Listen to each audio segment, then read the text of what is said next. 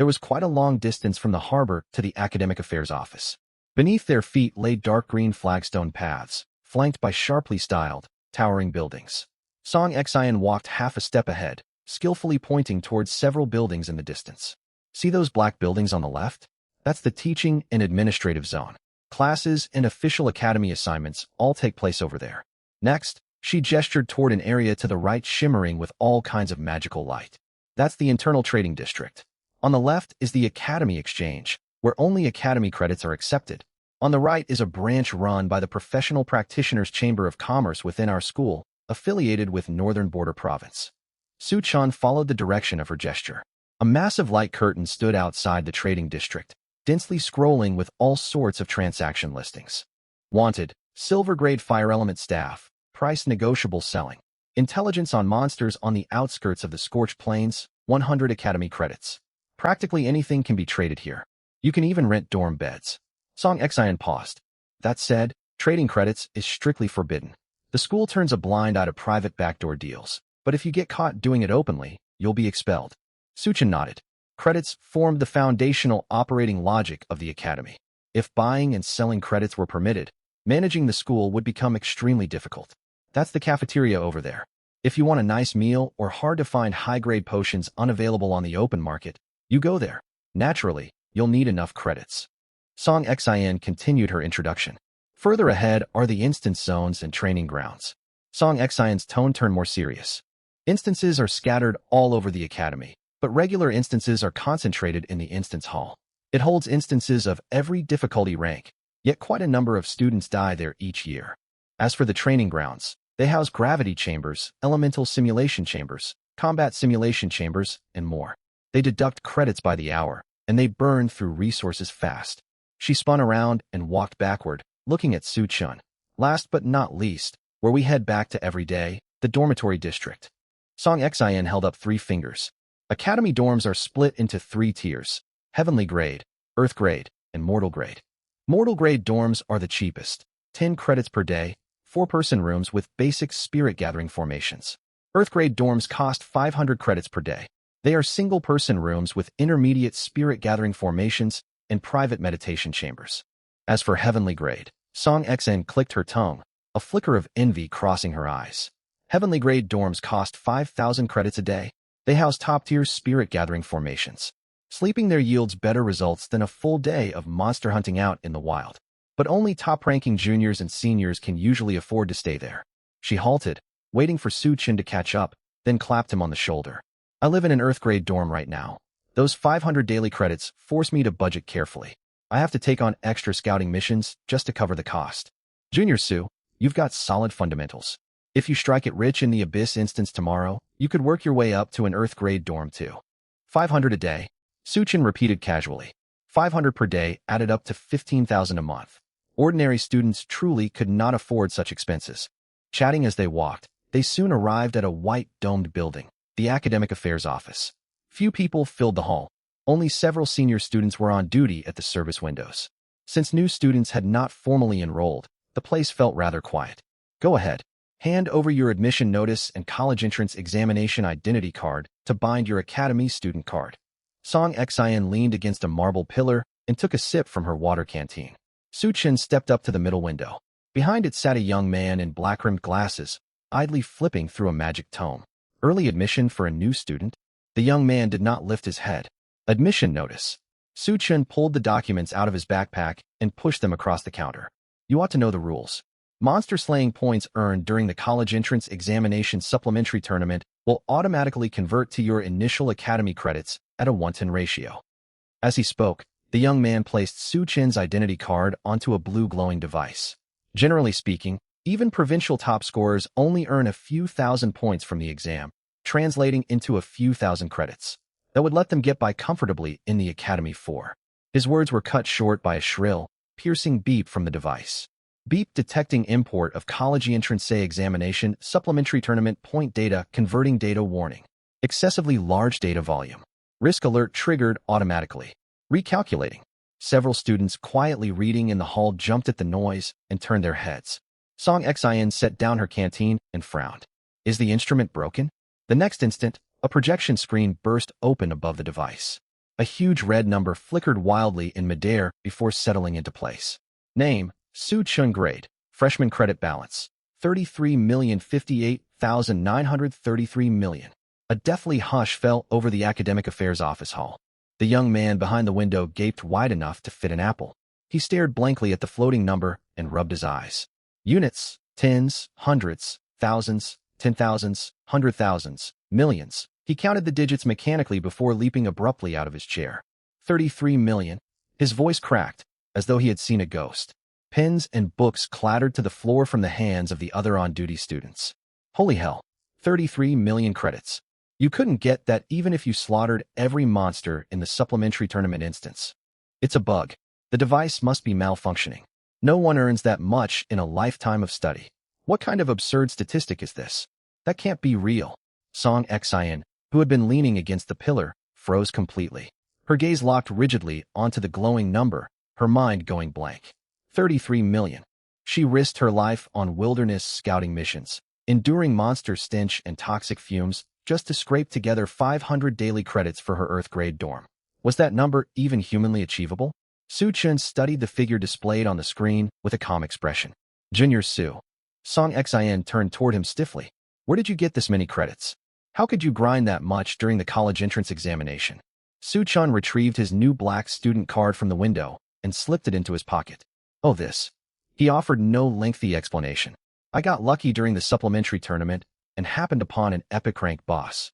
Took it down without too much trouble. Took it down without too much trouble? Song Xian gasped, feeling lightheaded. Took down an epic rank boss casually? That was not something a college entrance EXNE could ever hope to encounter. Even instructors formed teams just to attempt hunting such beings. Silence reigned in the academic affairs office hall. Everyone stared at Su Chun as if observing some strange creature. An epic rank boss was a forbidden threat that required an entire reinforced military battalion to engage. Su Chun claimed he had slain one casually during the college entrance examination. Dozens of seconds passed before the young man with glasses snapped back to his senses. He fumbled beneath the counter for a brand new academy uniform and held it out with trembling hands. Here is your academy uniform, Junior. Thanks. Su Chun stuffed the uniform into his backpack and walked out of the academic affairs office. Bright sunlight filtered outside, dispelling the hall's cold gloom. Su Chun paused and glanced back. Song Xian stumbled out after him, moving stiffly, her limbs out of sync, her eyes glazed over. What's with your weird posture? Su Chun could not hold back a laugh. Song Xian halted, her expression hollow, her eyes fixed unblinkingly on Su Chun. She looked as though she was not seeing a human being at all. Don't talk to me. She seemed utterly crushed. She risked her neck on scouting missions, breathing in monster stench and toxic gas, just to afford her 500 credit per day Earth-grade dorm. 33 million. Song Xian's mind raced, running the numbers. That sum would cover heavenly-grade dorm lodging all the way through graduation. He could even rent extra villas just to keep pets. And that was only Su Chun's starting capital. You're a total freak, an absolute freak. She stepped backward, her eyes holding a mixture of awe and sharp-edged envy. What's that look for? Su Chun shrugged and spread his hands, speaking in all sincerity. I'm just an ordinary new student. Ordinary. Song Xian's mouth twitched, barely holding back a curse. Did those words even make sense? She took a deep breath, her daze gradually fading. Her gaze towards Su Chun burned with newfound fervor. This was a golden opportunity, a huge advantage waiting to be seized. Junior Su, no, Boss Su, Master Su. She grabbed hold of his sleeve. Whatever intelligence you need, whatever errands you want run in the academy, come find me anytime. I'm available 24/7, ready at your beck and call. All I ask for is just a tiny bit of credits. Enough, let go. Su Chun pulled his sleeve free, feeling exasperated. Top-ranked assassin track student, and this was how she acted? I'll handle the heavenly-grade dorm formalities myself. Meet me at the teleportation square tomorrow morning. Got it. Boss Su, take care. Song Xian stood ramrod straight and even saluted. The heavenly-grade dormitory district sat atop the floating island's highest level. Magical energy density here was staggeringly high, condensing into faint white mist drifting across the flagstones. With every breath, faint magical power nourished the lungs. The admissions office was equally deserted, barely a soul in sight. A young woman in academy uniform sat at the counter, idly filing her nails. Su Chun stepped forward and placed his newly issued black student card on the marble desktop. I'd like to complete check-in formalities. Without lifting her head, The young woman frowned. Junior, this is the Heavenly Grade District.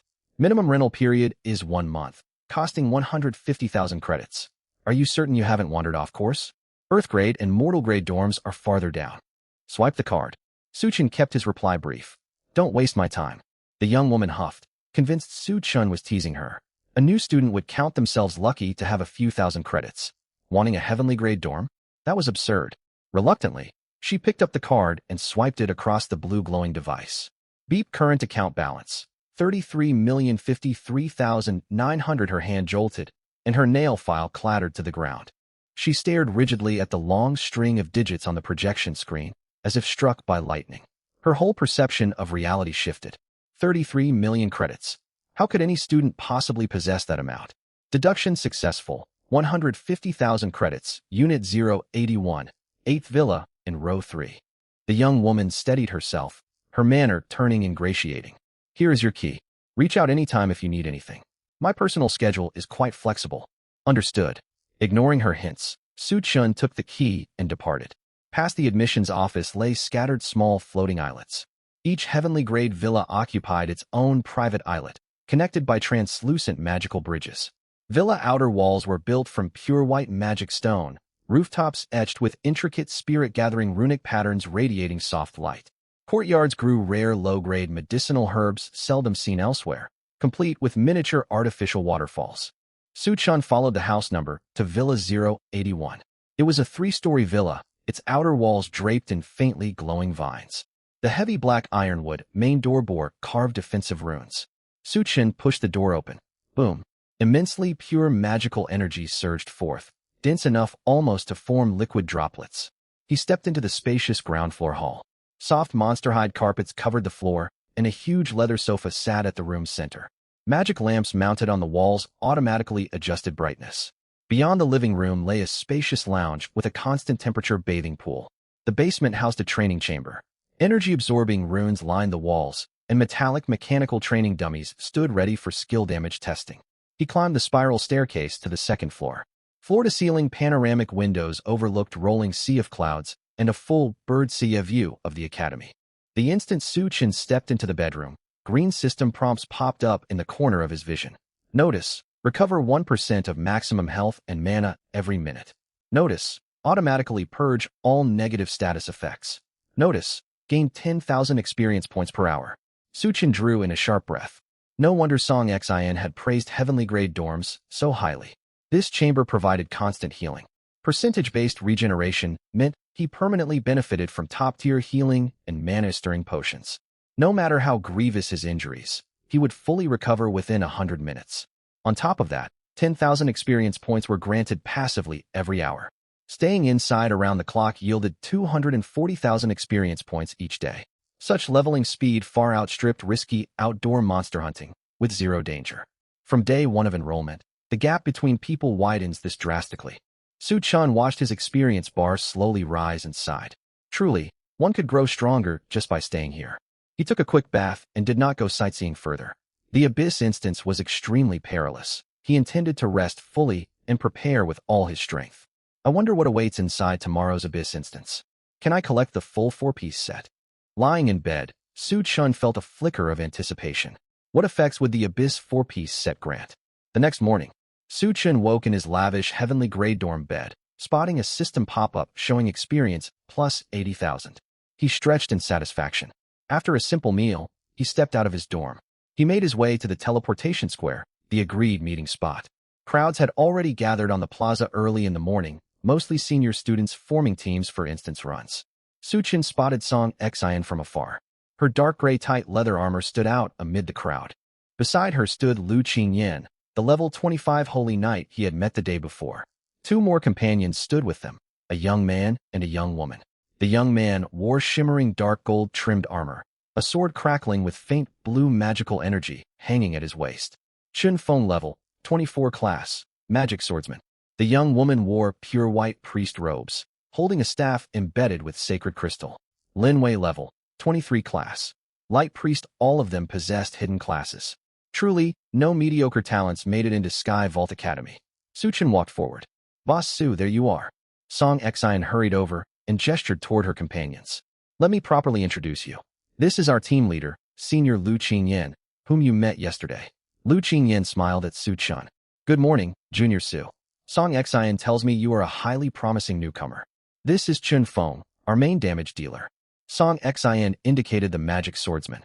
And this is Lin Wei, our primary healer. She nodded toward the priest. Su Chun nodded. 2 damage dealers, 1 main tank, 1 assassin, and 1 priest, a very well-balanced team composition. Chun Feng sized Su Chun up, his gaze lingering on Su Chun's blast staff.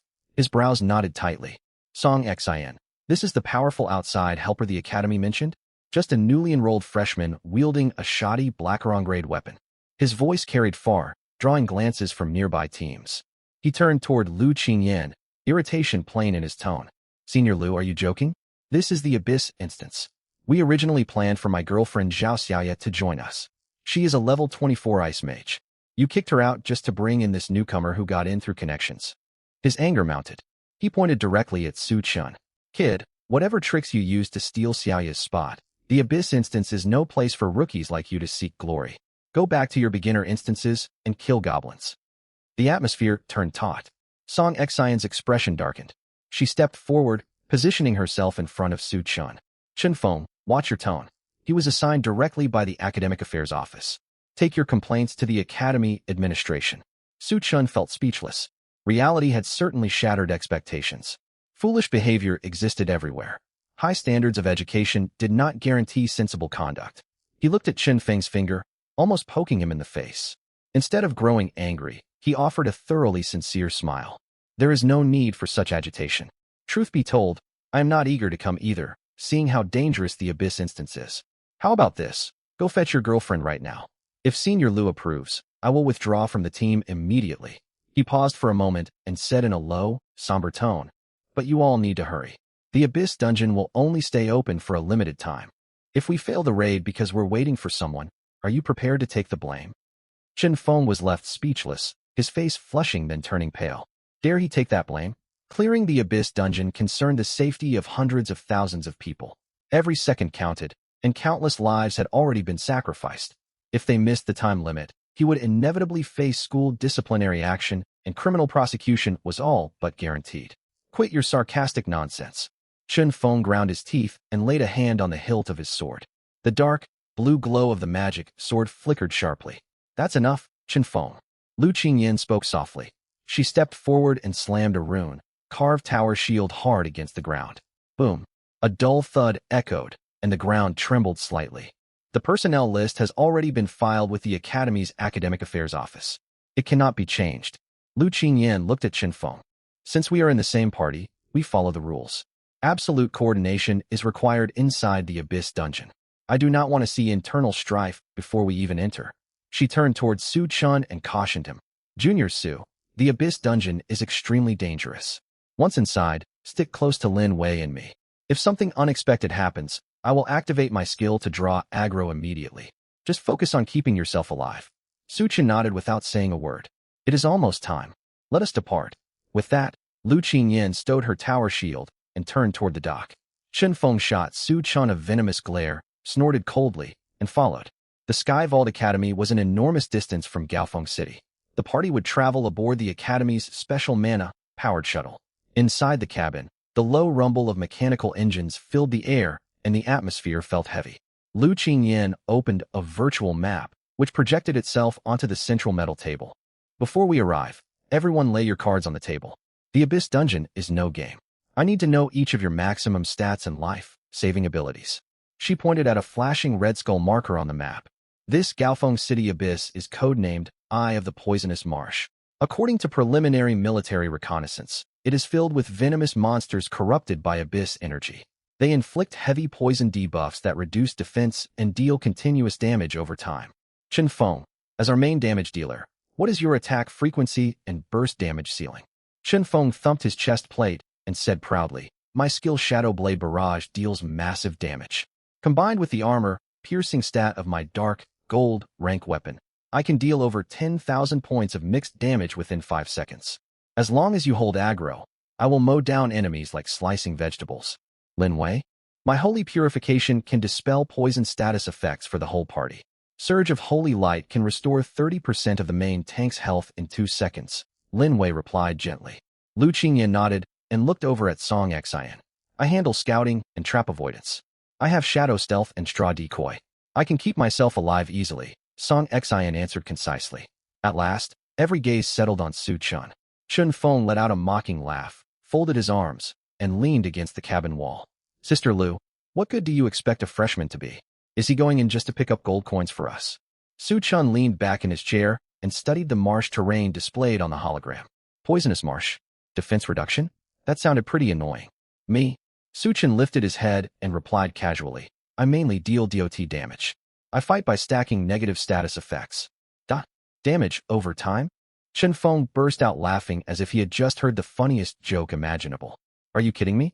Do you have any idea how enormous the health bars of elite monsters in the Abyss dungeon are? They start at 100,000 hit points. DOT damage? By the time you grind a monster down to death, our whole party will be long dead. He turned to Lu Qingyan. Sister Lu, you heard him.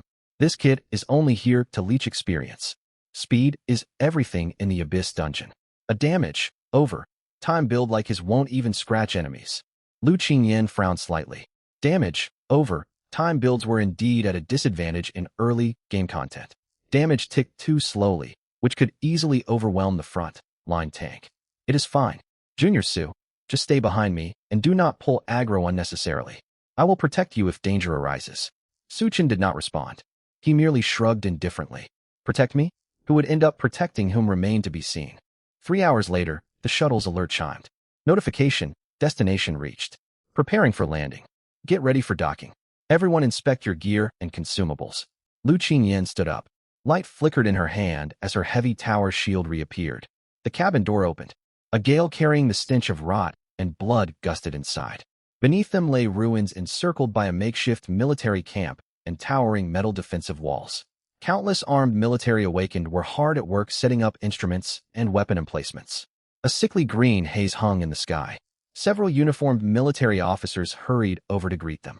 The elite squad from Sky Vault Academy? This way. A passage has been cleared for you. The lead officer quickly verified Lu Qingyan's identity card, his expression grave. The situation is dire. Toxic gas is spreading outward. The purification arrays on the front line defenses will not hold for much longer. You have only 4 hours to defeat the boss and seal the Abyss Rift. The officer led them past layers of fortifications until they reached a massive black portal. Space twisted violently around the portal. Sickly green venom dripped from its frame, hissing as it struck the ground and eating deep craters into the earth. Su Chen cast Identify on the dungeon portal. Eye of the Poisonous Marsh Dungeon rank. Hard dungeon level. 20 to 25 maximum party size. 5 clear time limit. 4 hours special mechanic. This dungeon has been fully Abyss, corrupted. Conditions inside are highly unstable. A hard, rank 20 to 25, level dungeon with a 4-hour clear deadline. Lin Wei raised her staff and draped a soft, glowing white shield over herself and her teammates. A new status appeared on Su Chen's interface. Shield of Light. Grants 2850 point light, attribute shield. Lasts 10 minutes. A 2850 point shield that lasted 10 minutes. That was a substantial value. An ordinary level 20 priest could only heal a few hundred hit points with a single cast. Truly worthy of top elites from Sky Vault Academy. Of course, it paled in comparison to the shield granted by Su Chen's Abyss Dragon robes. Move in. Wasting no words, Lu Qingyan held her tower shield forward and stepped through the portal first. Chen Feng followed closely, drawing his magic sword. Before entering, he shot Su Chun another icy stare. Su Chun went in behind Song Xian. The instant he crossed the black portal, a revolting stench of rot washed over him. Before his eyes stretched a dark, green marshland. There was no sun overhead, only heavy lead, gray toxic clouds. Dark, green acid rain dripped from above, striking the mire and bursting into plumes of white smoke. Notification: you have entered hard, ranked dungeon. Eye of the Poisonous Marsh Abyss, corrupted. Warning: this dungeon is fully Abyss, corrupted. Monster attributes are greatly increased, and their aggro radius is expanded by 300%. Exercise extreme caution. Warning: you are afflicted by marsh miasma, losing 5 health points per second. Cough, cough. Lin Wei the priest coughed as soon as she stepped inside, her complexion turning pale. Hiss. The party's shields began sizzling the moment they arrived. Each Abyss dungeon came with its own debuff. In this one, aside from boosted monster stats, Every party member lost 5 health points every second. Without a healer, anyone entering would have to rely entirely on potions. Watch your footing. The bog slows movement. Maintain formation. Chen Feng, stand on the front line with me. Song Xin, watch for traps. Su Chun, stay at the very back with Lin Wei. Lu Qingyan issued her tactical orders decisively. Chen Feng, however, did not move into position at once. He drew the magic sword slung across his back, dark, purple magic light flickering along its blade. Instead of scanning the fog ahead, he spun around and fixed a hard glare on Su Chun in the rear. Sister Lu, you have seen it for yourself. Chun Feng's voice carried sharply across the empty marsh. Right from the start, monsters have boosted stats, and we take constant damage over time. This is how brutal the Abyss dungeon truly is. He pointed at Su Chun and sneered. While the 4 of us fight on the front lines, we have to drag this dead weight along with us. What can a DOT damage build accomplish under this kind of pressure? By the time his poison ticks enemies down, the priest will have run completely out of mana. Song Xian frowned. Chen Feng, what are you talking about? We agreed on this before we came in. That was before we got inside. Chen Feng let out a cold laugh. This place is far more dangerous than I anticipated. I refused to risk my life because of some person who got in through special connections. He turned to Lu Qingyan, his tone growing forceful. Sister Lu, I am a magic swordsman, one of our party's core damage dealers. Either he leaves this party, or I quit right now. You choose. Chen Feng tilted his chin upward, certain he had Lu Qingyan cornered.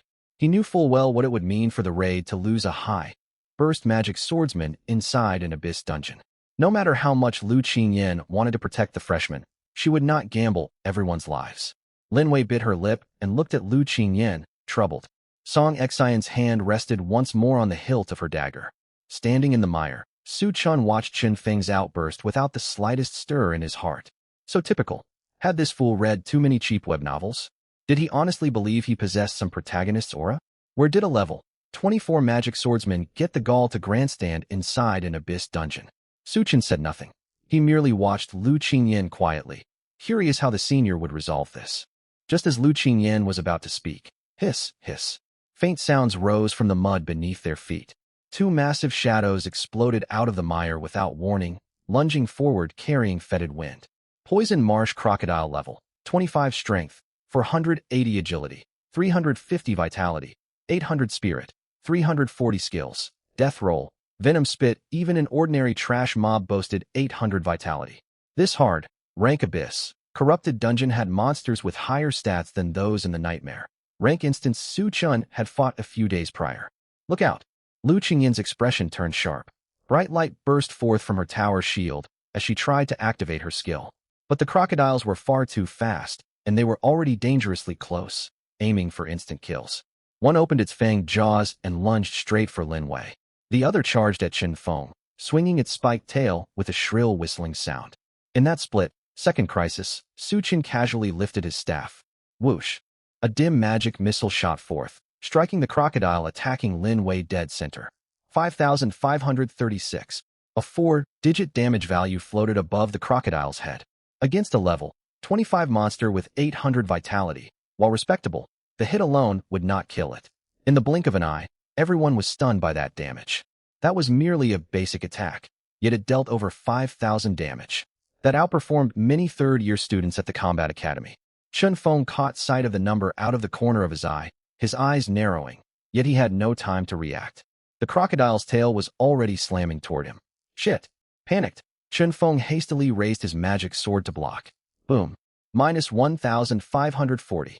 Chen Feng was sent flying backward 7 or 8 meters, crashing heavily into the mud. A huge portion of his shield shattered on impact. In the exact same instant Chen Feng went flying, the crocodile struck by Su Chen's basic attack suddenly stiffened mid-air. Twisted dark, green poison runes spread all over its body. -119688206. A blindingly huge damage number burst into view. Without so much as a scream, the ferocious giant crocodile dissolved into dark, green pus and sank into the marsh. Notification: you have slain level 25 poison marsh crocodile. Experience gained 500. The entire sequence took less than 2 seconds. Only the dripping of pus broke the silence hanging over the marsh. Lu Qingyan still held her tower shield halfway up, frozen in the stance she had taken to cast taunt. Light for Lin Wei's healing spell still glowed at the tip of her staff. Song Xian's dagger had only been half drawn. All three stared blankly at the bubbling puddles left behind. Their minds went completely blank. What had just happened? Had Su Chen dealt that damage number? Inside the dungeon, the whole group looked as though they had seen a ghost. A level 25 abyss monster with 800 vitality. Gone. In a single second. 10, 100, 1,000. Over 100 million. Lin Wei's voice trembled, her eyes nearly popping out of her head. Even Song Xian was stunned. I knew you were overpowered, but I never imagined you were this ridiculous. Lu Qingyan took a deep breath. Her view of Su Chen had completely shifted. Over 100 million damage. Not even a level 30 boss could withstand such monstrous output. Though she could not fully grasp how his damage mechanics functioned, that single display spoke volumes of his strength. Roar. Elsewhere, the situation unfolded very differently. The second crocodile, untouched by Su Chen, renewed its assault on Chen Feng. Help! Sister Lu taunted. Lin Wei, heal me. Hurry! Clambering up from the mud, Chen Feng scrambled to evade the crocodile's snapping jaws. He swung his magic sword wildly. Sword, wrought magic energy sliced outward, striking the crocodile's thick scales and sending sparks flying. Minus 1,450, minus 1,206. As expected of a top-tier talent from Sky Vault Academy, his attacks dealt decent damage against the crocodile's tough hide. Even so, every hit the crocodile landed on him still stripped over 1,000 hit points. Lin Wei instinctively lifted her hands to cast a heal. Don't. Su Chen spoke up. His voice was quiet, yet crystal clear to every person present. Lin Wei froze mid-motion. Su Chen leisurely sat down on a relatively dry rock. He watched Chen Feng darting around, hunted by the crocodile. A cold smirk tugged at the corner of his mouth. Wasn't he just bragging about how strong he was? Can't he handle one ordinary dungeon mob? You were supposed to be our main damage dealer. You fight this one by yourself. I, the so-called DOT damage deadweight, will just sit here and watch. Hearing that, Song Xian could not hold back a snort of laughter. Right, Chen Feng. Su Chen won, shot that monster in an instant. You are supposed to be our core damage dealer. How long will this take you? Lin Wei looked toward Lu Qingyan, uncertain what to do. Trapped in a mire corner, Chen Feng nearly choked with rage upon hearing Su Chen's words. You are doing this on purpose. You could have killed it too. Chen Feng shouted hoarsely. Sister Lu, are you just going to let him sabotage a teammate? Lu Qingyan lowered her tower shield and regarded Chen Feng with a calm gaze. Even her mild temper had frayed from his behavior. Su Chen is correct. Her tone remained soft, yet carried a sharp chill. Since you insist he is dead weight, prove your worth as our main damage dealer. Lin Wei, do not heal him. Lu Qingyan, have you lost your mind? Chen Feng yelled in terror. No one responded. 1 full minute dragged by. Covered head to toe in muck, Chen Feng burned through every trick he possessed.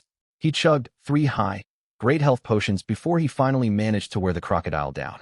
When the beast collapsed, Chen Feng was caked in mud. A huge gash split open his heavy breastplate, blood flowing freely. His stamina was almost entirely exhausted. Huff, huff. Leaning against the crocodile's corpse, Chen Feng gasped for breath. He stared daggers at Su Chen as if he wanted to tear him apart. Kid, I will remember this. He sneered. Fine. Can we keep moving now? Su Chen blinked, completely caught off guard. Wait a minute. What did he mean keep moving? He threw his loud threats, got thoroughly humiliated, and now wanted to pretend nothing had happened? How shameless could one person be? He had demanded to kick someone out of the party, and then simply drop the subject once proven wrong. That could not be allowed. Senior Chen, you said it yourself. Either you leave, or I leave. Have you already forgotten? Su Chen's voice echoed through the empty marsh. Everyone here has just witnessed your impressive display of strength. Let us hold a vote. He glanced at Lu Qingyan. The Abyss Dungeon is fraught with danger. We cannot have unstable elements within the party. I motion that Chen Feng be expelled from the team. Agreed. Agreed. Song Xian was the first to raise her hand. She had long grown tired of Chen Feng. Furthermore, anyone with eyes could see exactly whose thigh they ought to cling to after witnessing Su Chen's display of power just now. Lu Qingyan's expression shifted, clouded with indecision. She had not expected Su Chen, who seemed easy, going and laid back, to also be someone who would not tolerate being wronged. All along the way, he had held his ground and offered no retort in the face of Chen Feng's constant provocation. It turned out he had merely been biding his time for the right opportunity. Su Chen's message was plain to see. He was forcing her to make a choice between the two of them. She looked at Chen Feng, then back at Su Chen, and sighed. The Abyss dungeon was inherently perilous. Trying to clear it with 4 people was nothing short of wishful thinking. In the end, she uttered 2 words coldly. Agreed. I agree as well. Lin Wei merely followed Lu Qingyin's lead and raised her hand weakly. The motion passed unanimously. Chen Feng froze completely.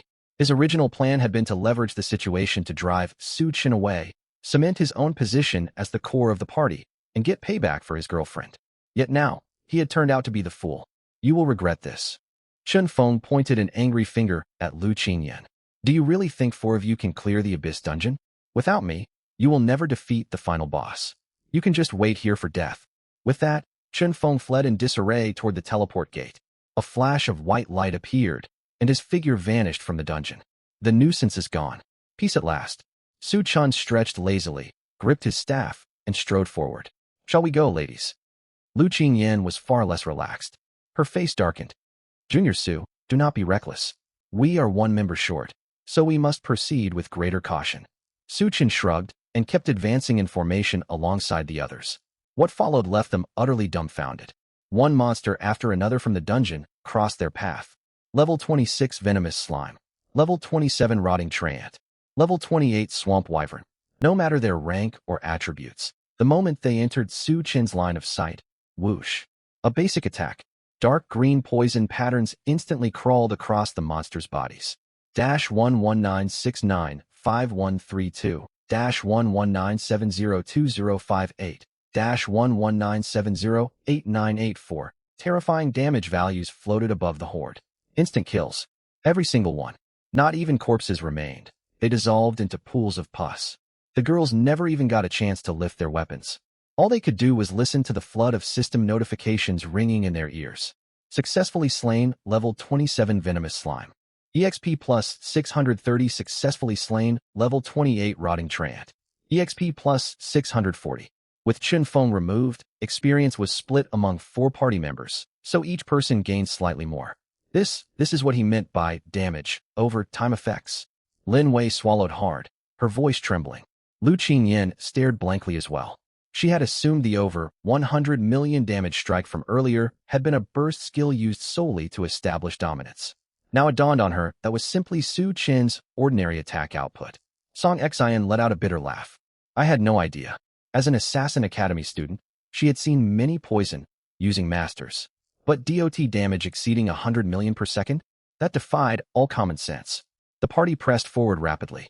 The girls wore stunned expressions. Any monster that showed its head received 1 basic attack from Su Chen and melted into a puddle of pus.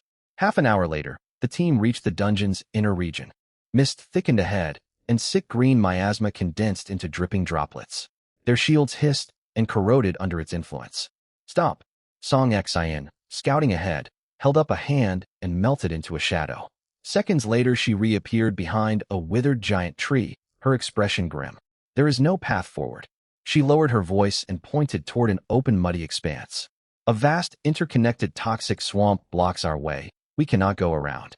Countless monsters lurk beneath the muck, hundreds of them by rough estimate. Lin Wei shrank behind Lu Qinyan.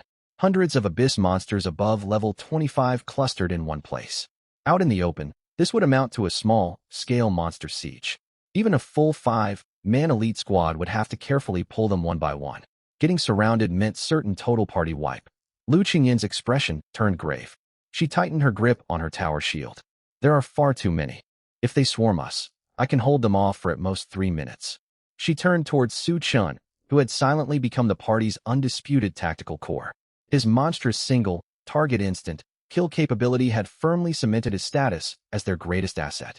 Junior Su, your damage is absurdly high, but these creatures lie hidden beneath the swamp. Their aggro is linked. Attack 1, and the rest will surge forth all at once. Lu Qinyan quickly laid out her battle plan. I will go in first. My taunt covers a huge area. I will draw them all out from the swamp and bunch them together. Once they surround me, you unleash your damage. Lin Wei, keep a close eye on my health bar. I will activate my survival ability if healing cannot keep up. Lin Wei clutched her staff nervously and nodded repeatedly. Su Chen's opinion of Lu Qinyan rose another notch. She truly would step forward to take the blows. That won't work. He thought briefly and rejected her strategy outright. Lu Qinyan blinked. She thought he worried she could not endure. I will be fine. I have high durability and survival skills dash. It is not that you cannot endure. Su Chen shook his head. The problem is that my attacks will kill you as well. Huh. Lu Qingyan looked thoroughly confused. Su Chen explained patiently. My staff has a special modifier. When a monster dies, poison splatters outward. Every creature within 2 meters gets afflicted with the damage, over, time effect. Allies are not excluded. When poison monsters die, they trigger more splatters. A chain reaction explosion dealing over 100 million true damage. Are you certain you can survive that? True damage. No friend, foe distinction. Chain reaction explosions. The others shuddered. What a vicious mechanic. Then, what do we do? Lin Wei's voice shook. If we do not taunt and group them, they stay scattered under the swamp, and we can never clear them all efficiently. I've got an idea. Before Su Chun could summon his serpent sentinels, Song Xin raised her hand. Her eyes lit up. Senior Lu draws aggro. The second all the monsters cluster around her, I use Shadow Swap to pull her straight out of there. My decoy straw doll stays behind to draw their attacks. You attack the doll along with the monsters.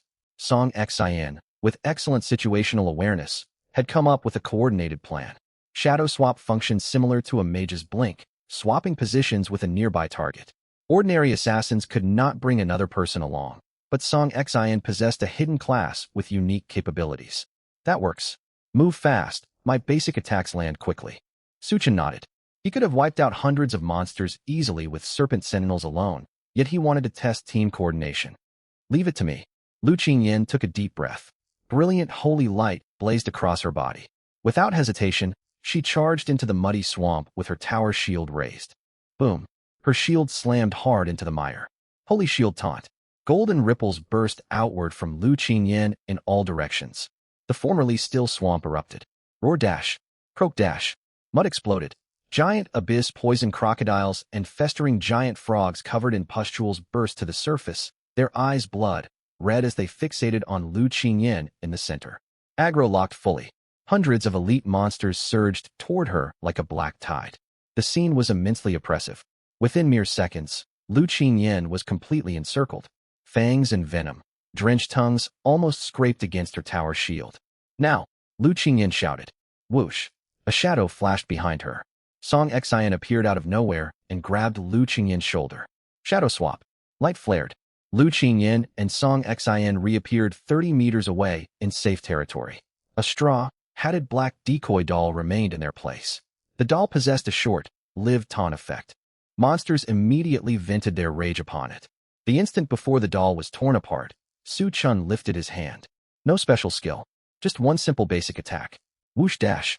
The strike connected against the poison crocodile's thick scales. The crocodile winced in pain, but stayed alive. The next instant, dense dark, green poison patterns spread all over its body. It did not even have time to scream. -1198333652. A horrifying value floated above its head. Its health bar vanished completely. Then bang. A faint detonation. Venom and shockwaves blasted outward across a massive radius. Every creature touched by the splattering poison suffered the same 100 million point damage. Each fallen monster triggered yet another explosion. Bang, bang, bang, bang, bang, bang, bang dash. Chain reaction detonations. Dark green poison smoke shot skyward, and mud blasted high into the air. Su Chen stepped backward a short distance from the blast radius, frowning slightly to avoid getting splattered with mud. The explosions rumbled for 4 full seconds before subsiding. Once the smoke cleared, the huge swamp lay deathly quiet. The hundreds of Abyss elite monsters were gone. Not a single intact scale remained. All had dissolved into pools of dark, green pus. Loot and gold coins glittered across the ground. System notifications flooded non-stop. Successfully slain level 26 Abyss Poison Crocodile. EXP plus 640 successfully slain level 27 Festering Giant Frog. EXP plus 720 successfully slain level 26 Abyss Poison Crocodile. One single basic attack had wiped the entire field. The 3 girls behind stood frozen stiff. Lu Qingyan still held her tower shield in a defensive stance, yet her eyes were wide and vacant. She stared at the ground covered in green pus, her mind reeling. Those had been hundreds of Abyss monsters. Even a 6th or 7th transformation Grand Mage would require several seconds of channeling powerful spells. He had not cast any skill at all, just one basic attack, and everything was dead. Song Xin swallowed hard. Her voice came out dry and rough. Senior Lu, If you had gotten caught in that splash, she stared blankly at the piles of loot. Not even bone fragments would remain. It is a good thing Qin Feng got kicked out. Lin Wei muttered to herself. Fighting hundreds of monsters with his sword would have taken forever. Su Chen felt satisfied. This was his first real team fight experience working alongside others. His earlier encounters with Lin Shiqing did not count. The coordination had gone fairly well. When a teammate can taunt and bunch enemies together, the short-range weakness of my explosive staff gets perfectly solved. Still, without Song Xian pulling Lu Qingyan out, the taunt tank would have died alongside the monsters. That would have been sacrificing an ally for victory. Su Chen shook his head with a faint bitter smile. Working well alongside him was no simple task. The party advanced deeper into the toxic marsh. After witnessing that cataclysmic chain explosion, Lu Qingyan, Lin Wei, and Song Xian all looked at Su Chen as if observing something utterly abnormal. The terrain grew rougher. Visibility dropped to under 50 meters behind thick, tangible poison miasma. The swamp no longer merely bubbled. Large surges of dark, red venom welled upward. Rot stinging enough to make eyes burn hung heavy in the air. Ugh, look at those weird monsters up ahead. Song Xian yelped and paused mid-shadow step. Everyone followed her gaze. Groups of grotesque creatures lay scattered across the marsh. They resembled giant toads, covered in eerie dark, red pustules that swelled and pulsed as if ready to burst, radiating ominous crimson light. Song Xian shared the monster stat panel with the whole party. Target, Abyss Poison, Blast Toad Elite Level, 27 Strength, 600 Agility, 1000 Stamina, 400 Spirit, 360 Skills. Near, Death Frenzy, Venom Self, Detonation. We have reached the Poison Blast Zone. Lu Qingyan halted, gazing toward the red, tinged marshland with a grave expression. She planted her tower shield into the mire, and holy light pushed back some of the toxic haze. Military intelligence warned about these creatures' horrifying passive mechanics. She turned toward the party. Near, Death Frenzy, and Venom Self, Detonation. When their health drops below 10%, their movement and attack speed surge by 200%.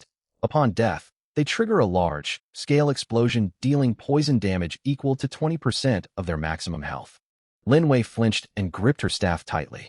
If huge numbers detonate at once, she dared not finish the sentence. Every last one of us would lose all health instantly. Song Xian rubbed goosebumps on her arms. And these detonators have enormous aggro range. Provoke one, and the whole zone charges like mad dogs. There is no easy way to defend against it. All three wore troubled expressions. Against ordinary elite monsters they could pull and wear foes down gradually. But creatures that blew themselves up to take others down with them were every melee fighter's worst nightmare. Su Chen studied the red, glowing marsh and frowned. Near, death speed and attack buffs plus suicidal explosions, utterly obnoxious mechanics. He could kill them in one hit. Yet if these beasts went berserk and rushed into point-blank range before detonating, even the protective buff of his dragon language robe could not safely tank that. We will use the same tactic as before. Lu Qingyan gritted her teeth. I taunt and gather them all. Once they surround me, Su Chen delivers the killing blow. Song Xian, time your swap perfectly to pull me out. She drew a deep breath and raised her shield to charge forward. That is too risky. Su Chen cut her off. Once their movement speed rises by 200%, they charge extremely fast. Shadow Swap has a small casting delay. Against such extreme speed, Song Xian might not get you away in time. He looked straight at Lu Qingyan. If something goes wrong and dozens detonate simultaneously, nothing will remain of you. Lu Qingyan fell silent. She understood the risk, yet this was the only viable plan she could think of. But if we do not group them, they will rush us scattered and fall back. Su Chen waved a hand to interrupt her. Get far away. Exit this red light zone. I will handle this alone. Alone? Lin Wei's eyes widened. Go now. Su Chen wasted no extra words and stepped forward to the edge of the toxic marsh. Hesitant, Lu Qingyan recalled the overwhelming power Su Chen had displayed earlier. She led Lin Wei and Song Xian backward over 100 meters to safe ground. Su Chen stared out at the dormant poison, blast toads, and snorted. Self-detonation, huh? Without even lifting his staff, he spoke silently in his mind. Corrosive serpent sentinels. In the next instant, plop, plop, plop dash. Countless semi-transparent dark, green totem pillars burst upward from the muck in front of Su Chen, like bamboo shoots after rain. 10, 100, 1,000, 6,000 corrosive serpent sentinels materialized, blanketing over 100 meters of marshland. The air inside the dungeon seemed to freeze. From 100 meters away, Lu Qingyan stood frozen behind her shield, staring at this sudden forest of sentinels. Her mind went blank. What in the world was this? Lin Wei forgot all about channeling spells, jaw hanging open at the dense totems, stricken with a sense of revulsion at the sheer volume. Even Song Xian, hidden in shadow, nearly slipped and fell out of a tree. Fire. Su Chen spoke plainly. Swish, swish, swish dash. The tips of all 6,000 sentinels lit up with virulent green poison light. 6,000 venom beams poured forth like a raging storm. Squeal dash. The poison blast toads jolted awake and shrieked, charging forward with bloodshot eyes. They never made it far. The hellish barrage swallowed them instantly. Minus 4,432, minus 4,468, minus 4,396. Damage numbers filled the entire field of view. Each serpent sentinel dealt spirit times 0.8 damage. With Su Chen's current 6926 spirit stat, each shot hit for roughly 5,500 damage. After absorbing many abyss crystals, the value had dropped to around 4,000 plus. Quantity made up for everything. 6,000 sentinels firing all at once was like a hail of heavy gunfire. And then -1199866024, -11002950, -11000876. Terrifying high-value damage popped up across the monster horde. The frontline poison blast toads lost all health in an instant. Boom, boom, boom. Upon death, their venom's self-detonation triggered. Dark red venom exploded violently, and terrifying shockwaves swept across the surroundings. The corrosion snake guards at the front line had their health instantly depleted, shattering into pieces one after another. Hiss, Lin Wei gasped. The snake guards are gone. It's fine. Song Xian swallowed hard. Look at how many there still are. Dozens of snake guards in the front row had indeed been blown apart. But Su Chen had summoned 6,000 of them in total. What was lost was barely a drop in the bucket. Moreover, nearly half of the destroyed snake guards were shrouded in eerie dark, gray energy and revived right where they fell. Blast all you want. Su Chen stroked the ring on his finger and yawned lazily. His snake guards now had a 50% chance to resurrect on the spot. Those 6,000 snake guards were effectively equivalent to 9,000. A second volley began. Swoosh, swoosh, swoosh, swoosh dash. Thousands more venom rays streaked forth. The second wave of poison blast frogs rushing forward were slain instantly and detonated once more. Boom, boom, boom. Less than a minute passed. The red, glowing marsh ahead fell completely silent. Every last poison blast frog had been blown into chunks of flesh and pus. Successfully slain level, 27 Abyss Poison Blast Frog Elite EXP, plus 1,800 successfully slain level, 27 Abyss Poison Blast Frog Elite EXP, plus 1,800. Su Chen turned and looked at the three girls who stood frozen in the distance. Lu Qingyan slowly lowered her tower shield, her chest heaving violently. Lin Wei's mouth hung open, her gaze blank with shock. Song Xian took a deep breath and could not help asking, Boss Su, aren't you a damage mage? Why can you summon creatures? Su Chen shrugged. Yeah, I'm just a humble mage. Summoning a few things is pretty normal, right? The corners of the girls' mouths twitched.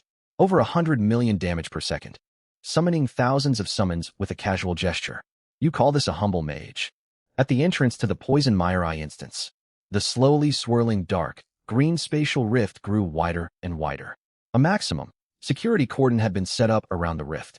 Dozens of heavily armed high-rank military profession holders stood at full alert. Various detection instruments flickered red and hummed at low frequency. Inside the military command tent, the atmosphere was oppressively heavy. Report, sir. All life sign readings for the 3rd exploration team have vanished. A communications soldier took off his headset and reported to the major standing before the sand table, his face pale. Major Lin, who was an 80th level paladin. Hearing the report, he slammed his fist hard against the alloy frame of the sand table with a dull thud. Damn it, Lin, who ground his teeth, bloodshot in the eyes. This is the 43rd team to perish in there. Even elite level, 25 teams equipped with dark, gold gear cannot last half an hour. Just how drastically has this suddenly mutated Abyss instance ramped up in difficulty? Beside him, the adjutant pushed up his glasses. Glancing at the data panel in his hand, his tone grave. According to fragmentary readings from the probes, miasma concentration inside the instance is 3 times higher than its initial level. What is more, the elite monsters inside possess the skills Death, Rage Berserk, and Venom Detonation. This extreme AoE true damage mechanic means even tanks stacked purely with stamina cannot endure many rounds. What about the students from Sky Vault Academy? Lin Hu turned to ask. How long has Lu Qingyin's party been inside? Just entered, the adjutant replied. No information available. All communications are cut off. Lin Hu drew a deep breath, his brows knotted tightly. Lu Qingyin and her companions were key talents cultivated by Sky Vault Academy. Losing them would put the military in an awkward position with the academy. Yet they were the last hope. Continue deploying defensive devices. Lin Hu issued his order. No matter the cost, we must contain the monsters here. We cannot let this threat spread further outward. At that very moment, the spatial rift outside the tent twisted violently, letting out a shrill tearing sound. Someone's coming out, a guard shouted. Lin Hu and the adjutant rushed out of the tent at once. A figure was roughly spat out from the dark, green rift and crashed heavily onto the charred mud. Covered head to toe in stinking mire, his finely crafted armor corroded and tattered, the man's face was contorted with raw terror. Medics now, Lin Hu roared. Several military priests hurried forward. Soft white light washed over Chen Feng, dispelling traces of toxic miasma clinging to him. Chen Feng coughed violently, spitting up mouthfuls of blood. When he laid eyes on the surrounding military personnel, terror morphed into wild relief. That relief quickly curdled into bitter resentment. Sir, save me. Chen Feng grabbed Lin Hu's boot, speaking through choked sobs. Inside, something terrible has happened in there. Lin Hu crouched down and asked in a solemn voice. You are a student from Sky Vault Academy? Where are Lu Qingyin and the others? What exactly is going on inside? Chen Feng's eyes darted. Images of Su Chen's calm demeanor, which had humiliated him, flashed through his mind. He gritted his teeth, raised his voice and cried out. Sir, you have to do something. That freshman named Su Chen, he is completely reckless. Su Chen? A freshman? Lin Hu frowned. How did a freshman end up inside an abyss instance? He forced his way in, clinging to Lu Senior's party. Chen Feng began slandering Su Chen rapidly. As soon as we entered, he ignored all orders and pulled aggro on hordes of monsters. He nearly got all of us killed. Chen Feng pointed at his shattered breastplate. Look, this damage comes from monsters he lured in. Worse still, when we faced the first monster wave, he tried to grab loot for himself and recklessly unleashed wide AoE skills. The adjutant jotted notes quickly, his brows furrowed. Deliberately using AoE to draw monsters. Yes.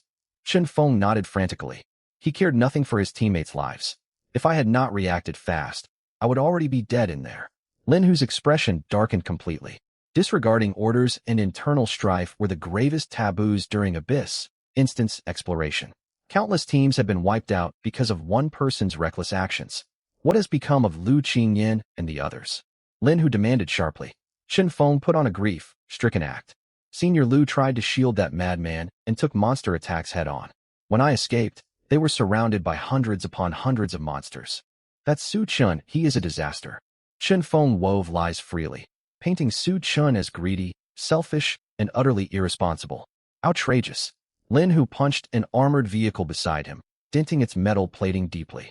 How could Sky Vault Academy admit such undisciplined troublemaker? Just as Chen Feng secretly rejoiced over his convincing performance, sharp braking sounds echoed outside the camp. A black off-road vehicle bearing Sky Vault Academy's emblem pulled up beyond the cordon. The door swung open. A portly middle-aged man with a receding hairline strode in. Dressed in a neat suit with the Dean of Studies badge of Sky Vault Academy pinned to his chest, his face was livid. Director Zhao. Lin Hu nodded upon recognizing him. Zhao Hongtao was a level 120 archmage, known within Sky Vault Academy for being strict yet protective of his students. Major Lin. Zhao Hongtao marched straight up to Chen Feng and looked down at him. Chen Feng.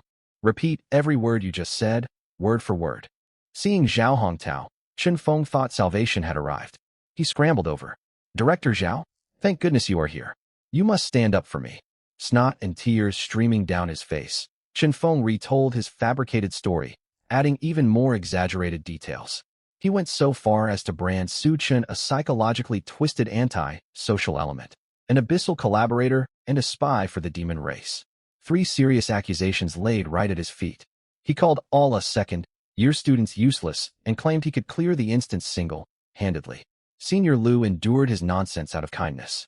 Yet he grew more insolent, and even attacked us amid monster swarms. Chen Feng snarled. Director Zhao, such a scoundrel must not remain within Sky Vault Academy. Zhao Hongtao trembled with rage after hearing this. He shouted angrily toward the instant's rift. This is insufferable. Absolutely insufferable. Rage gave way to bitter laughter.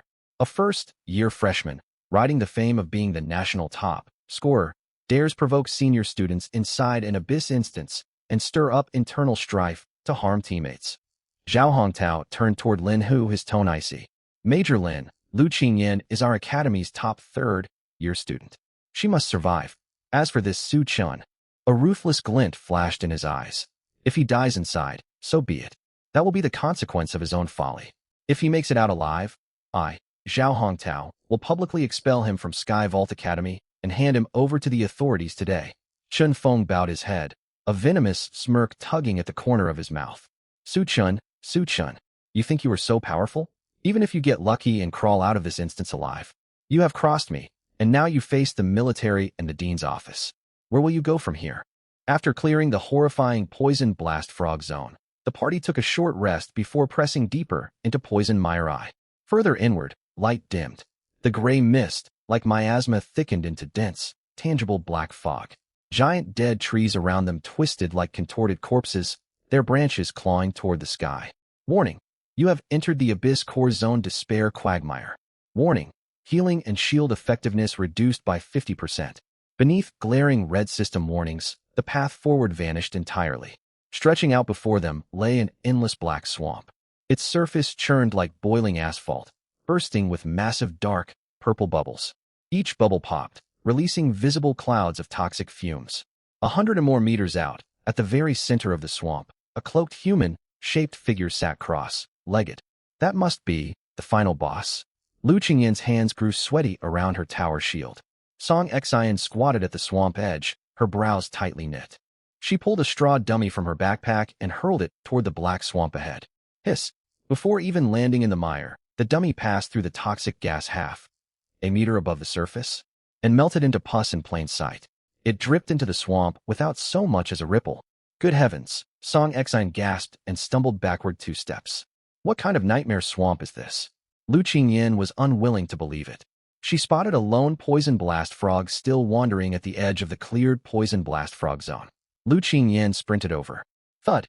A dull crash. The hapless Poison Blast Frog was knocked unconscious before it could react.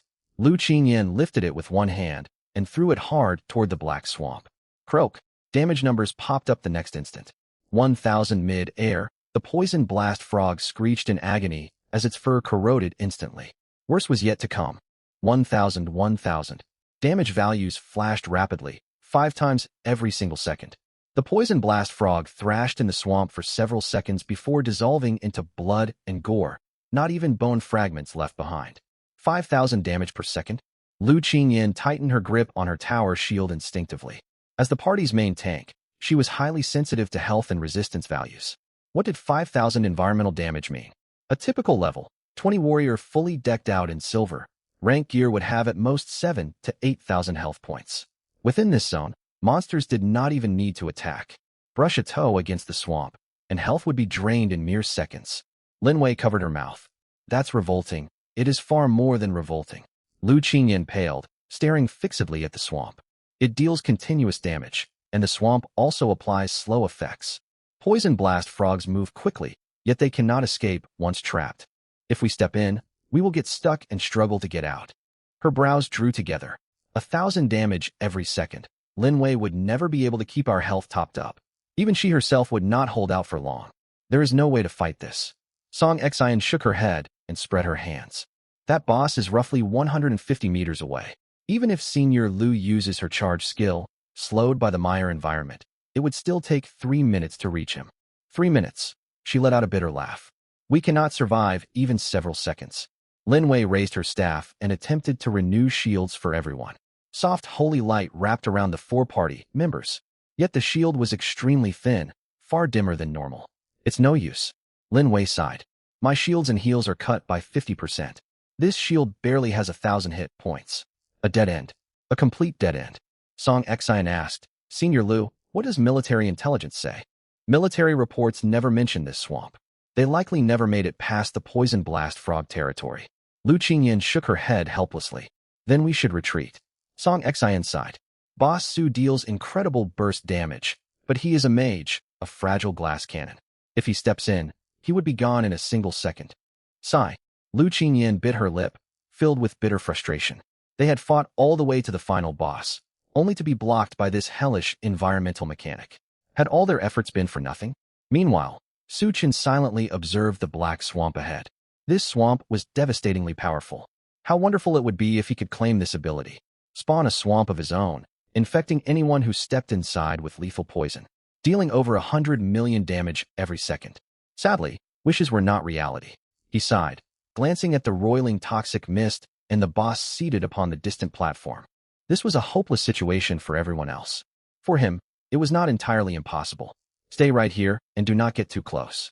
Su Chun said casually, tapping one toe against the ground. Junior Su, do not do anything reckless. Lu Qingyan hurried to block him. I'm not stupid. Su Chen smiled. I have observed this poison swamp. Damage triggers on contact. You take damage the moment your feet touch the black mud. So I planned to fly over. Fly. Lin Wei stared in surprise. Junior Su, you possess a flight skill? Su Chen nodded. One of my pieces of equipment grants a flight modifier. The girl's jaws dropped. Flight-type abilities were extraordinarily rare in this world. They were usually only accessible to wine mages after their third-class advancement, or granted by extremely rare gear. How had Su Chen, a fresh graduate from the National College entrance examination, gotten hold of so many top-tier items? But Junior Su, mages have low health. If you slip and fall mid-flight, Lin Wei dared not finish the sentence. Her imagination conjured a grim mental picture of Su Chen plummeting and melting away in the mire. Lu Qingyan spoke gravely in warning. Lin Wei is right. Even though your output is unmatched, mages have frail bodies. This environmental mechanic is tailor-made to counter squishy casters. You cannot take that risk. Song Xian nodded in agreement. Yes, Boss Su. Better to live and fight another day. Not every abyss instance can be cleared. We can exit and help the military defend the perimeter. No need to throw our lives away. Watching the three girls caution him with such grave concern, Su Chen sighed. He scratched his cheek. Well, my health pool is actually a little bit sturdier than you think. A little bit sturdier? Lu Qingyan stared blankly. You are a mage. Even if you max out stamina stat points, how much health could you possibly have? 1,000? 2,000? You would still melt in seconds. Su Chen offered no further explanation. He activated the stealth effect woven into his robe. The next instant, boom, vast surging dark, purple magic power erupted from his robe. Dragon, language runes stitched across the fabric came alive, swirling like slithering dragons and emanating heart-throbbing pressure. Skill activated, Dragonbone Soar effect, enter flight state, movement speed plus 200%, duration 60 minutes, may be cancelled voluntarily. Cost, 2,000 mana points. Whoosh. A pair of translucent purple-black dragon wings, several meters wide, burst open from Su Chen's back. Gale, force winds blew away great swathes of toxic miasma within a 10-meter radius. Yet what shocked the three girls most was not the spectacular flight ability.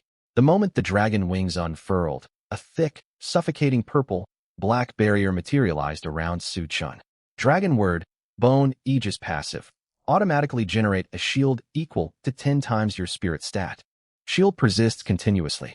Regenerates 60 seconds after being shattered. Shield, 69,120/69,120 silence. Dead silence.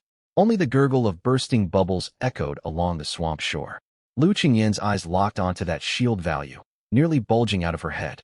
Her hands gripping the tower shield began to shake violently. 69,000 shield points. Lu Qingyan's mind buzzed. Even when unleashing her ultimate ability as a stamina-focused main tank, her combined health plus shield barely topped 10,000. And this self-proclaimed mage carried an auto-triggering shield worth 69,000 hit points for free. Song Xian swore openly. Holy! Her finger trembled as she pointed at the number floating above Su Chen's head. Boss Su, are you cheating? Come on, you're a mage. Even if your damage is sky-high, how can you be this ridiculously tanky? This shield, is this even a value a carbon-based life form can possibly reach? Lin Wei's mouth hung open in shock. She glanced at the few hundred-point shield she had barely managed to conjure with all her effort, then looked at the blinding 69,000-point shield wrapped around Su Chen. She was the real joke here. She muttered to herself. 69,000 shield points. Even after I advance to the third transformation and hit level 60, I might not get a shield this thick. You call this just a little bit thicker? All three women were questioning reality. 69,000 shield points. Forget ordinary people, even Chen Feng, the top student at Sky Vault Academy, would need ages to break through it. What was more, this shield would regenerate every 30 seconds. That meant if you could not shatter it within 30 seconds, you would never deal any damage to him at all. Hey, what's with those looks? Su Chen rolled his eyes. I'm totally normal, all right? None of the women replied. Their gazes did not shift one bit, still staring at him as if he were some kind of freak. Su Chen pouted. Fine, I'll go deal with the boss. Find somewhere to take cover. The words had barely left his mouth. Dark purple dragon wings snapped wide. Gale force winds howled. Su Chen shot upward, turning into a streak of black-purple light, streaking straight toward the dead black swamp ahead. Sizzle, sizzle, sizzle. The moment Su Chen flew above the toxic marsh, the black mire below seethed like sharks that had smelled blood. Countless tendrils of swamp mud shot sky-high, twisting furiously towards Su Chen's body. The three women gasped in alarm. This swamp can attack on its own. Boss Su, get back here. Song Xian's eyelids twitched. I knew this swamp was trouble. Su Chen did not even bother glancing down. Boom. A thick, corrupted tendril smashed hard against his shield. Notice, you have taken environmental toxin damage. -1,000, -1,000 damage numbers flashed wildly across Su Chen's shield. Black poison corroded the dark purple dragon language shield, releasing an unsettling hissing, dissolving sound. So this is what it feels like to be poisoned. Disgusting. Su Chen remarked as he watched his shield tick downward. No wonder everyone he had afflicted with poison lost their cool. Watching your health bar slowly drain away while being completely powerless to stop, it was pure torment. Still, Su Chen remained perfectly calm. His dragon language shield held rock solid. Not so much as a single crack appeared, let alone a full break. Nearly 70,000 shield points taking 1,000 damage every second was nothing more than trivial chip damage. In flight mode, Su Chen's movement speed increased by 200%. In mere seconds, he covered 150 meters and hovered steady above the charred black ground. More than half his shield still remained. At the center of this scorched expanse sat a massive dark green sarcoma, throbbing like a living heart. Thick veins crisscrossed its surface, pulsing rhythmically and belching dense abyss miasma outwards with every beat. Beneath the sarcoma sat a figure cross-legged.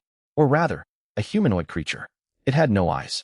Its face bore only a mouth split all the way to its ears and two deep, black, hollow sockets. Abyss Guide Moro's Dark Gold rank level. 30 rank, Dark Gold strength. 1,500 agility. 1,200 constitution. 3,000 spirit. 4,500 skills. Abyss Barrier, Marsh Domain. Abyss Barrier, 90% reduction to all physical and magical damage received. Marsh Domain, generates a toxic swamp across a 500-meter radius. Hostile units take continuous damage. Unknown skill. Hanging in midair, Su Chen raised an eyebrow as the boss's stats popped into his vision. Wow, these stats and mechanics were utterly merciless. A level 3-0 Dark Gold boss with absurdly high base attributes plus a flat 90% damage reduction against both physical and magic. Fighters would have to fight him while standing inside this poisonous swamp. Even a 50-member elite party would struggle badly. As Su Chen studied Moros, the humanoid being that had kept its head low slowly lifted it. Those empty black sockets locked onto Su Chen across the open air. You carry the scent of the abyss. A deep, hoarse voice boomed directly inside Su Chen's mind. Su Chen blinked in surprise. It could talk? This was only the third sentient, conversable boss he had met, after the Rift Shadow and Blazing White he had encountered in the Abyss instance before. So what? Su Chen replied casually. Of course he reeked of Abyss energy. He had consumed countless Abyss crystals and wore 3 pieces of Abyss-touched gear. Moros rose slowly. Its gray-black cloak fluttered even without wind. The churning purple-black poison gas around it seemed to solidify beneath its feet. Form is merely the mire that imprisons the soul, Moros spoke in a hollow, aeon-spanning tone. You build towers named order from grains of sand, yet you seek to hold back the incoming tsunami. This universe is one long, agonizing unraveling. It lifted an ashen gray arm, pointing toward the heavy poison clouds overhead. Space warped strangely as it moved. All things are born from a singularity and shall return to lifeless stillness. What you call life is nothing more than a brief, pitiful spasm before death. We, the remnants of entropy, have hearkened to the whispers of the end and embraced absolute stillness. The abyss is no blade of destruction. It is a cradle that accepts all fervor and weariness. Moroz's voice rose higher and higher. Su Chun hovered in the air, silent. He stared down at the abyss guide, arms spread wide as if embracing some great truth, and paused for 3 full seconds. Then he lifted a hand and dug one finger in his ear. "Hey man, what nonsense sermon are you going on with?" Su Chun looked down at Moroz, thoroughly impatient. "All that cryptic garbage, you're just making excuses for your abyss to destroy the world, aren't you?" Moroz fell dead silent. A piercing, murderous aura welled from those empty black sockets. "Ignorant insect, you dare profane the truth, hum." Moroz thrust a finger upward. A thick beam of gray-black energy tore through the air straight towards Su Chun. Boom. A massive black shockwave exploded in midair. When the smoke cleared, Su Chun still hovered in exactly the same spot, the beat of his dragon wings unchanged. Except this copy of him looked distinctly off. His expression was distorted, one eye larger than the other, and his mage's robe had the cheap, flat texture of a low-quality graphic. It was the decoy created by Su Chun's Shadow Dancer ring. The real Su Chun had silently circled around to the boss's rear flank. He raised his blast staff and aimed it down at Moroz. "I'm done wasting time with you." Whoosh. A basic attack landed on the boss. Right after that, 10,000 toxins detonate. Su Chun clenched his hand. Squelch. A sickening wet thud echoed out. Toxins building inside Moroz detonated all at once. -2399997,520. A terrifying damage number clocking in at over 2 billion burst above Moroz's head. Its lengthy health bar vanished in an instant. Ugh, Moroz froze mid-motion, one arm raised to unleash its next powerful skill. Bright toxic green light spread rapidly across its body. Now it was Su Chun's turn to be surprised. It wasn't dead. Something unexpected unfolded. Instead of dissolving into slime like other slain monsters, Moroz kept its unseen gaze fixed on Su Chun as its body crumbled into black ash. "The power within you is an anomaly that defies all rules." Moroz's voice reverberated inside Su Chun's mind, now tinged with disbelief. "Yet, you can change nothing. The abyss has set its eyes upon you, futilely resisting. Anomaly." Moroz stretched out its last remaining hand toward him. Its body shattered completely. "You have slain level 30 Dark Gold boss Abyss Guide Moroz. You gain 5 million experience points. Notice, target has triggered hidden passive skill Abyss Curse." Amid swirling ash, a single drop of ominously pitch-black liquid defied spatial laws and shot straight for Su Chun's forehead. "You have been afflicted with the special high-rank curse, Abyss Curse. Curse effect. Upon entering any dungeon, monsters within a 100-meter radius have a chance to undergo Abyss Corruption Mutation. All attributes plus 100%. Experience gain plus 100%. Cannot be dispelled. Duration, permanent." Blinking red system warnings flashed frantically across Su Chun's field of view. Su Chun hovered in the air, eyes narrowing slightly. An anomaly defying the rules. Did it figure out I'm from another world? A flicker of shock stirred inside him. For more than 10 years in this world, no one had ever guessed he was a transmigrator. Still, the surprise faded quickly. In this world teeming with mighty fighters, nothing could truly shock him anymore. He did not dwell on the thought. He touched his forehead. There was no wound. Yet a black skull icon had appeared in the debuff section of his system panel. So that third unknown skill was a death-triggered curse. Su Chun murmured to himself. Monster attributes doubled? Any ordinary professional who drew this curse would probably break down on the spot, he thought. He pictured how regular fighters would suffer under this debuff. Level gaps meant everything here. Fighting monsters above your level was already brutally hard. Even against foes of equal level, full parties needed tanks soaking damage, healers mending wounds, and damage dealers chipping away health for ages. If every monster's attributes doubled, whole parties would face real risk of death. Carrying this curse meant no team or guild would ever want you. It would take on a walking time bomb that corrupted every dungeon they stepped into. And yet, Su Chun's lips tugged upward into a wide grin he barely held back. Attributes doubled? Could that stop my true damage? Monsters he could one-shot before would still go down in one hit. They would just have bigger health bars, making the kills feel all the more satisfying. Best of all, experience gain plus 100%. This was hardly a curse. It was a perfect experience farming buff. Bring on more curses just like this one. Su Chun let out a long breath. With Moroz dead, the poisonous swamp and choking toxic clouds had vanished entirely. The dungeon remained dim, yet the suffocating oppressive atmosphere was gone. Rapid footsteps came from behind. Junior Su. Lu Qingyin's gaze locked firmly onto Su Chen's forehead. A faint black skull mark was sinking into his skin. What is that mark? Her voice brimmed with urgent worry. Lin Wei and Song Xian hurried over right behind her. Lin Wei had barely caught her breath when bright holy light ignited on her staff. It was the glow of purification.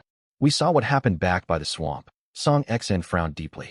That black drop flew right into your forehead the moment the boss died, didn't it? Lin Wei waved her staff. Two streams of pure white light washed over Su Chen. Notice, purification cast.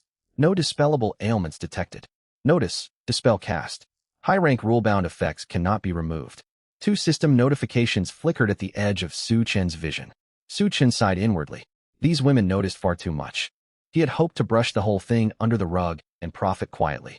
Judging by their reactions, however, if he gave them no proper explanation, Lin Wei would spam every healing skill until her mana drained dry, and Lu Qingyin might well drag him straight to the Priest Academy at Sky Vault. All right, quit wasting your energy, Su Chen sighed, pressing a hand down on Lin Wei's staff to dim the holy radiance. It's a passive ability that activates on the boss's death. It triggers automatically. There's no dodging it. What does it do? Continuous health drain? Attribute penalties. Lin Wei pressed anxiously. Once we exit, I will contact my mentor. She is a 6th transformation priest. She can definitely dispel this. No need. Su Chen shook his head. He traced a gesture through the air. See for yourselves. He toggled the ominous black skull debuff icon to visible to party members. Whoosh. A translucent holographic screen popped open between the four of them. A heavy silence fell over the dungeon.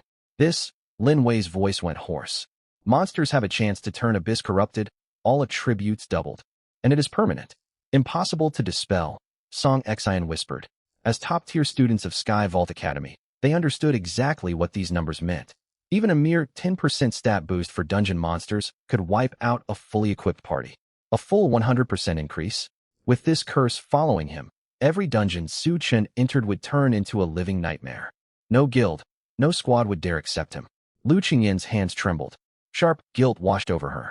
If only she had been stronger. If only she could have held the boss's aggro. If only, to Lu Qingyin, all of this stemmed from her failure as party captain. Song Xian looked at Su Chen and let out a long sigh. Boss Su, you paid an enormous price. Su Chen lifted his gaze, looking at the three women weighted down with guilt. He thought to himself, would it be terribly rude if I burst out laughing right now? Su Chen struggled to hold back the corners of his mouth that threatened to lift. Senior sisters, don't look at me like that. Su Chen did not glance at the three girls, his gaze fixed on the passage portal not far away. It's just a minor curse. If the abyss wants to watch me, then let it stare its fill. He turned around, his back facing them. The dark black mage's robe fluttered gently in the cold wind, leaving them with a profound, somewhat lonely silhouette. In this world, someone has to bear these unreasonable burdens and forge ahead carrying heavy weights. Su Chen tilted his head slightly, his voice low. Since it has set its sights on me, I will accept it. If worst comes to worst, I will walk the road ahead alone. After saying this, Su Chen turned toward the portal without the slightest hesitation and strode forward. As for the dungeon loot, he naturally claimed all of it without a second thought. After all, the three of them had contributed very little during the fight. Behind him, Lu Qingyin and the other two froze on the spot. A surge of admiration welled up inside them. Cursed with such a severe affliction, yet he remained so calm. Su Chen, just what kind of person are you? Outside the Poison Mire Eye dungeon, the once open wilderness had been transformed into a military quarantine zone enclosed by temporary barbed wire. Military jeeps were parked on the muddy ground, and several armed soldiers stood guard beside the vortex-shaped dungeon entrance. Zhao Hongtao, Dean of Studies at Tianxiong Academy, stood with his hands behind his back, his brows furrowed as he stared at the portal billowing gray, black miasma. Chen Feng stood beside him, unable to suppress a cold smirk on his face. Director Zhao, it's not that I fled at the critical moment. It's simply that Su Chen is far too reckless. Chen Feng said with a pained expression. Abyss difficulty dungeons are fraught with mortal danger from the start. He insisted on taking reckless risks. Senior Sister Lu and the others are probably already. His words were cut short. Woo. The vortex forming the dungeon entrance spun violently all of a sudden. In the next instant, the suffocating gray, black abyss miasma vanished completely. The blood-red hue of the dungeon portal rapidly faded, finally turning pale blue, the color signifying a successfully cleared instance. What? A military major standing nearby stared in shock. Zhao Hongtao's eyes widened abruptly. The signs of abyss corruption had disappeared. That meant the abyss dungeon had been cleared. Before anyone could recover from their shock, four figures stepped out from the portal. Su Chun walked at the front, followed closely by Lu Qingyan, Lin Wei, and Song Xian. Though exhausted, all three girls were in stable condition, with no casualties among the group. Su Chun, Chen Feng's expression stiffened the moment he saw Su Chun alive. How could this be possible?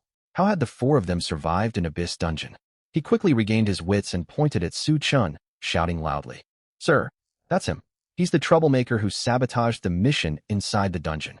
Arrest him immediately." Lin Hu's brows tightened, and he waved his hand. Four soldiers raised their firearms and advanced, forming a loose encirclement around Su Chun. "What do you think you're doing?" Lu Qingyan stepped forward in an instant, positioning herself between the soldiers and Su Chun. Clang! She slammed her tower shield heavily onto the ground, forcing the approaching soldiers to halt. "Lu Qingyan, what are you doing?" Zhao Hongtao's expression darkened. "Lower your shield. Director Zhao, I'd like to know on what grounds the military intends to arrest him." Lu Qingyan met Zhao Hongtao's gaze without backing down. Lin Wei gripped her staff tightly and stood beside Lu Qingyan. Though a trace of nervousness lingered, her eyes were firm. Song Xian silently slipped toward the shadows off to the side, the blade of her dagger glinting coldly. The reaction of the three young women stunned every person present. Zhao Hongtao frowned. He sensed that something was amiss. Chen Feng had claimed Su Chun had recklessly pulled monsters and endangered the party inside the dungeon. So why were the three girls ready to defend Su Chun with everything they had? Chen Feng reported that Su Chun ignored orders inside the abyss dungeon and deliberately drew monsters, trapping the team in a deadly situation. Zhao Hongtao looked at Lu Qingyan. "What really happened? How did you clear the dungeon? Did he stir up trouble?" Lin Wei let out an exasperated laugh upon hearing this. Chen Feng said that? How dare he? She pointed straight at Chen Feng. Who was the real troublemaker here? The moment we entered the dungeon, he threatened to abandon the team unless Su Chun was expelled. He certainly has a talent for twisting the truth. Chen Feng's face drained of all color. He had assumed Lu Qingyan and the others would perish. Even if a few survived, he could muddle the facts. That was why he dared to fabricate such accusations. He never imagined the three senior students, alongside a first-year newcomer, would actually conquer the abyss dungeon. You're lying." Chen Feng forced out a retort. "He's only a first-year student. If he wasn't causing trouble, then who was? You're just covering for him." Lu Qingyan trembled with anger at Chen Feng's shameless act. She took a deep breath, spun around, and grabbed Su Chen's arm. "Cover for him." Lu Qingyan's voice trembled. "Do you have any idea what he endured to lead us through this dungeon?" Su Chun let out a quiet sigh as Lu Qingyan held onto his arm. Zhao Hongtao and Lin Hu fell silent, waiting for her to continue. They too needed to learn what had transpired within the dungeon. To defeat the final boss, Su Chun endured the Overlord's suicidal final strike. Lu Qingyan spoke each word clearly. He was inflicted with an abyss curse, an everlasting curse that cannot be dispelled. Silence descended over the entire scene. Every single person's countenance shifted drastically. An abyss curse. In this world where everyone awakened to class, this term was documented in classified archives. Anyone afflicted by the abyss curse would trigger monster mutation upon entering any dungeon. Monsters would receive massive stat boosts and increased resistance.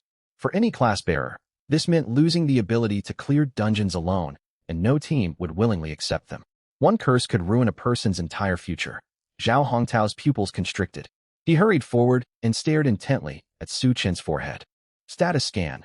Target bears permanent undispellable debuff, abyss curse. Zhao Hongtao shuddered. His gaze towards Su Chen shifted from suspicion to profound pity and awe. A newly enrolled student who had willingly sacrificed his own career to save his teammates. What strength of character must that take? Su Chen lifted his eyes and stared at the clouds drifting across the sky. Man, it was taking all his effort to keep a straight face. If he told everyone he was actually secretly delighted, would they turn on him? Oh well, he would keep playing the part of the noble victim. Su Chen lowered his gaze, appearing unwilling to discuss the matter further. In the eyes of the onlookers, his calm demeanor only reinforced the image of someone quietly enduring immense suffering. Zhao Hongtao drew a deep breath. He twisted sharply around, his gaze sharp and hostile toward Chen Feng. Chen Feng. Zhao Hongtao's voice was icy cold. Panic washed over Chen Feng. His legs went weak, and he stumbled backward. Director Zhao. I didn't know they would clear the dungeon. This isn't my fault. If the party had failed, he could still confuse the truth. But the dungeon had been conquered. The disappearance of the Abyss corruption was undeniable proof, and the Abyss curse on Su Chun could not be forged. Faced with irrefutable evidence, all his lies crumbled instantly. You abandoned your teammates when danger loomed, and after escaping, you slandered a hero who sacrificed himself for the team. Zhao Hongtao shouted angrily. Per Tianxiong Academy regulations, I am issuing a provisional expulsion order against you. Chen Feng was struck dumb. Furthermore, Zhao Hongtao went on. Under the laws of the Great Hua Empire, we will press criminal charges against you for obstructing the clearing of an Abyss dungeon and endangering the lives of your teammates. All relevant documents will be submitted to the Academy Disciplinary Committee before being transferred to judicial authorities. No, you can't do this. Chen Feng let out a shrill cry. He grabbed Zhao Hongtao's sleeve. Director Zhao, you can't treat me like this. My father is Chun Tianxiao, a distinguished alumnus of Tianxiong Academy. He makes generous donations to the school every year. Zhao Hongtao let out a cold laugh. Very well.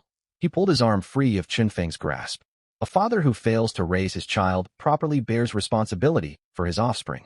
Since your father raised such a cowardly, deceitful student, I will propose to the disciplinary committee that his distinguished alumnus title be revoked alongside your expulsion. Your father will be stripped of his honor as well. What? Chen Feng's jaw hung open, completely stunned. He collapsed into the muddy ground, his mind reeling. He had destroyed not only his own future, but dragged his father down with him too. At that moment, Lin Hu stepped forward abruptly. His gaze locked onto Su Chen's chest. When Lu Qingyan had pulled Su Chen earlier, his mage robe had parted slightly, revealing a dark golden badge carved with 9 coiling dragons. This badge, Lin Hu's breathing grew heavy. Salute. Lin Hu snapped to attention and delivered a flawless military salute to Su Chen. Once more, everyone fell into stunned silence. Lin Hu lowered his hand and glanced at Chen Feng sprawled on the mud, his eyes brimming with killing intent. I will defer to Tianxiong Academy's disciplinary decisions regarding you.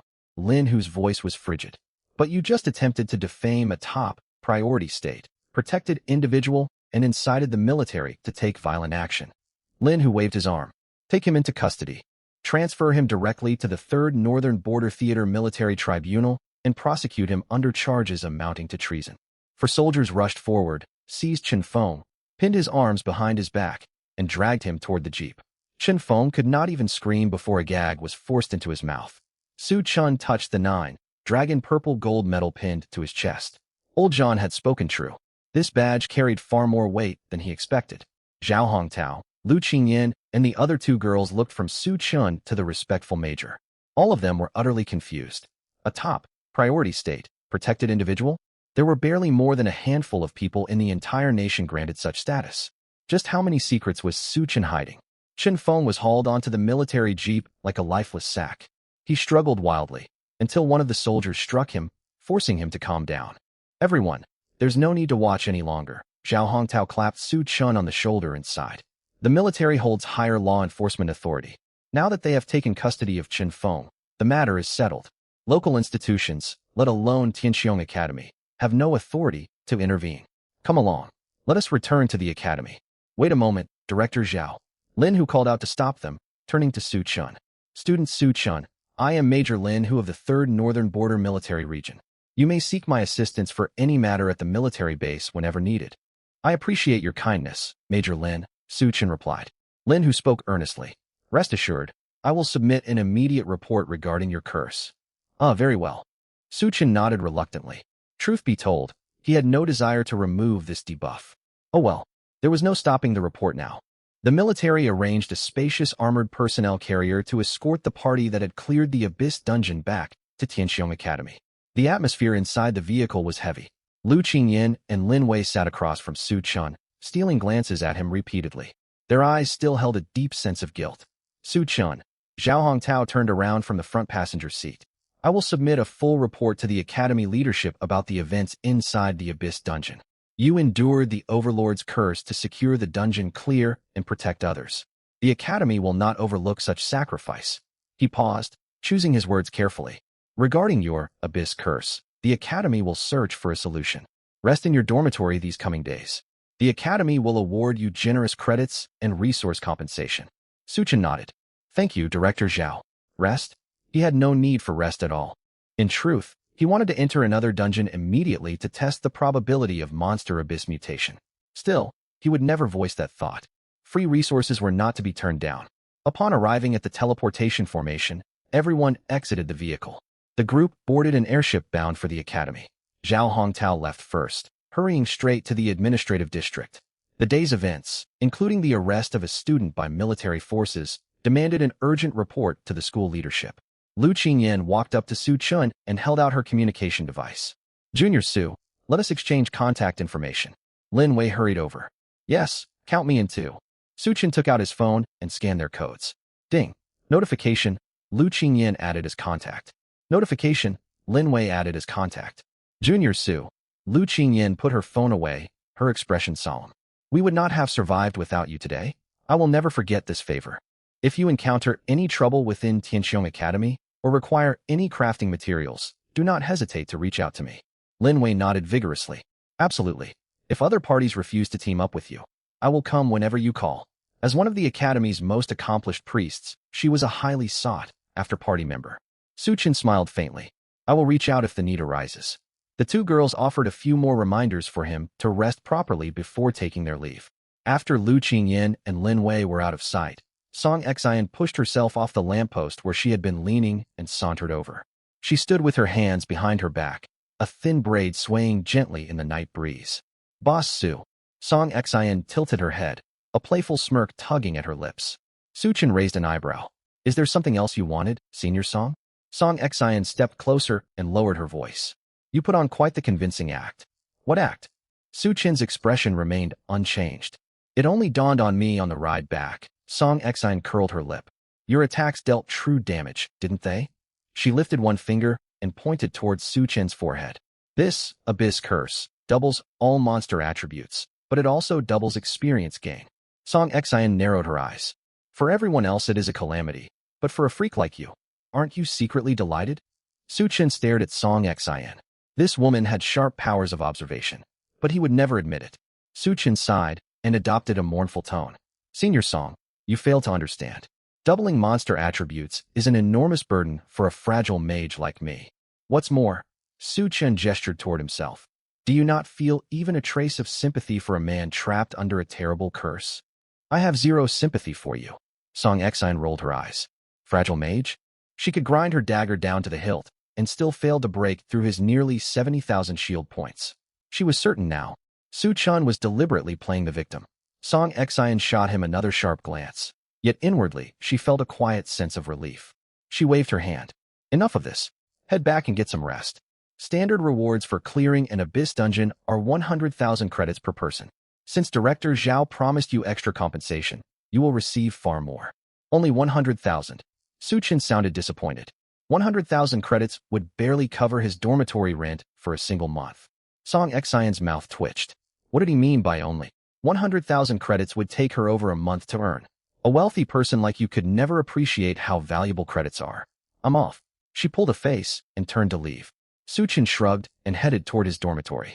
Once inside, thick magical energy washed over him, nourishing his mental power. He settled comfortably onto the sofa and pulled out the Abyss illusion greaves obtained from the dungeon.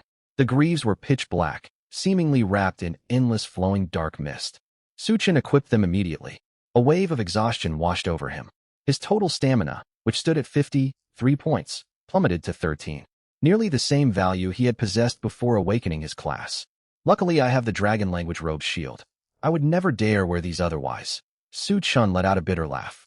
13 stamina points left. Even a goblin could threaten him now. My bronze, tier bloodthirsty boar-hide greaves have finally served their purpose. The charge skill was never all that practical. It cannot compare to the illusion ability. Su Chen stowed the old greaves into his backpack. He opened his status panel eagerly. What effect would the complete 4-piece Abyss set grant? Bonus Affix 3, Abyss Awakening, active skill. Upon activation, enter Abyss Awakening state. All attributes increased by 100%. All skill cooldowns reduced by 90%. Every attack deals additional shadow damage equal to 3 times spirit stat. Abyss Rift evolves into Grand Abyss Rift. Abyss monsters will not target the caster while Abyss Awakening is active. Duration, 120 seconds. Cooldown, 24 hours. After skill expires, the caster enters a 24-hour weakened state. during which all attributes are reduced by 90%. Grand Abyss Rift. No new rifts spawn after defeating enemies. Rift length extends to 2,000 meters and will continuously summon Abyss armies for 24 hours. Cannot be manually closed during this period. Su Chun. Even with his steady temperament, Su Chen's eyes widened upon reading the 4-piece set bonus. This was an overwhelmingly powerful burst skill. Activation doubled all attributes directly. He had never seen such an outrageous percentage-based boost before. The stronger Su Chen grew, the greater the bonus would become. What excited him most was the staggering 90% cooldown reduction. Equipment granting cooldown reduction was extremely rare in this world. Su Chun had looted more than 30 gold-tier items alongside Lin Shiqing in previous dungeons. Yet none carried cooldown reduction. Items with this effect had an abysmally low drop rate. As a result, any piece of equipment offering even a 5% cooldown reduction sold for astronomical prices. Fiercely contested by major guilds as core strategic assets. This set cut cooldowns by 90% in one go. With such a massive reduction, class bearers could pull off countless unique combat tactics. Warriors could maintain near-endless taunts. Mages could cast Blink almost continuously. For Su Chun, a 90% cooldown cut lowered the Serpent Guardian cooldown to merely 3 seconds. Each toxic burst only takes 1.5 seconds to cast. 40 billion damage every 1.5 seconds. How can anyone withstand that? After a quick calculation, Su Chun gasped. No matter who the opponent was, he could blast them to pieces. I just wonder whether this 90% cooldown reduction effect applies to skills from equipment attributes. A glint flashed in Su Chen's eyes. If it worked, all the equipment skills he possessed would undergo a massive transformation. However, once he calmed down, Su Chen quickly spotted a fatal flaw in the skill. The duration is far too short, and the cost is enormous. It only lasted 2 minutes, while its cooldown stretched to a full 24 hours. After using it, he would also enter a 24-hour weakened state. All attributes would drop by 90% during the debuff. He would be drastically crippled. Even for Su Chun, a 90% reduction in spirit value would drag his damage down to merely over 1 million per second. True damage ignored enemy defense and magic resistance, but it was vulnerable to self-attribute reductions. On top of that, his current stamina sat at only 13 points. After a further 90% cut, he would be weaker than an ordinary person who had not yet completed their first job advancement. In addition, the 2-piece Abyss set effect Abyss Rift had evolved into Grand Abyss Rift. 2,000 meters? Su Chun was stunned after reading the skill description. A standard Abyss Rift was merely 20 meters long. The evolved Grand Rift stretched 100 times further. 100 times the length. The damage stays the same, but I can only imagine the suction range has also increased 100-fold. Su Chun clicked his tongue. Just picturing the scene sent a chill down his spine. A massive spatial fissure stretching 2 kilometers would materialize out of thin air above the ground, swallowing everything in its path. This single skill possessed cataclysmic destructive power. What made it even more outrageous was its 24-hour duration. Cannot be closed voluntarily, and will definitely summon Abyss Legions. Su Chun studied the wording carefully, his expression turning solemn. The original Abyss Rift merely stated that Abyss monsters might appear. The phrase Abyss Legions was worlds apart from random Abyss creatures. They must be organized armies of Abyss monsters. The monsters summoned by the previous Abyss Rift were level 35 elites. Those coming from the Grand Rift will only be stronger. Su Chen's gaze grew serious. Once he unleashed the Grand Rift, it would persist for 24 hours with no way to shut it down manually. That meant waves of Abyss monsters would pour forth endlessly. If the situation spiraled out of control and Abyss armies surged forward, he would become a figure condemned by history. Under those circumstances, he could not afford to use it casually. At the very least, he could never activate it within Huawa's territory. There was also a special effect. Entering the Abyss Awakening state would make Abyss monsters ignore him. Su Chun immediately thought of the lantern he had looted earlier. Now I actually have the confidence to venture into the Abyss.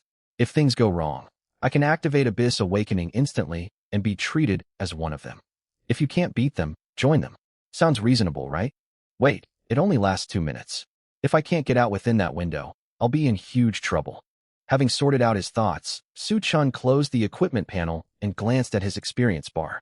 Clearing an entire Abyss dungeon had barely moved it. Experience gains are terribly slow. No wonder Lin Wei and the others are only around level 25 in their second year. After the first job advancement, ordinary people might not level up even after an entire year. Su Qin truly understood how difficult leveling became post-first advancement. I need to push harder from now on. He had to level up quickly and raise his stamina stat. Those pitiful 13 stamina points left him feeling constantly uneasy. The next day, bang bang bang. Rapid knocks pulled Su Qin out of his sleep. He yawned and opened the door to find Song Xian standing outside. She was no longer wearing the leather combat armor from their previous encounter and had changed into her uniform. Tianqiong Academy's girls' uniform was eye-catching, a neat white button-up shirt embroidered with the academy crest over the left chest, paired with a dark blue pleated skirt, black calf socks, and leather shoes. The new outfit made Song Xian look much more refreshed. Yet her expression was odd, as if she was struggling to contain her emotions. Boss Su. Song Xian looked at Su Qin, her tone tinged with obvious envy. The vice principal wants to see you. The vice principal? Su Qin rubbed his eyes. The principal of Tianqiong Academy held an administrative rank one tier higher than a provincial governor. A vice principal possessed status equivalent to a provincial governor. A major figure who normally only appeared on television was personally requesting an audience with him? Su Qin looked confused. Why does he want to see me? How should I know? Song Xian gritted her teeth, jealousy shining in her eyes. That's Vice Principal Lin, one of the few rank 10 job holders in Tianqiong Academy right now. Even Director Zhao struggles to get a meeting with him, yet he's personally asking for you, a newly enrolled freshman. Song Xian grew more agitated and could not help poking Su Qin's arm. Do you realize how many people dream of receiving a single piece of guidance from Vice Principal Lin? One sentence from him could save someone 10 years of detours. How did you get this ridiculous luck?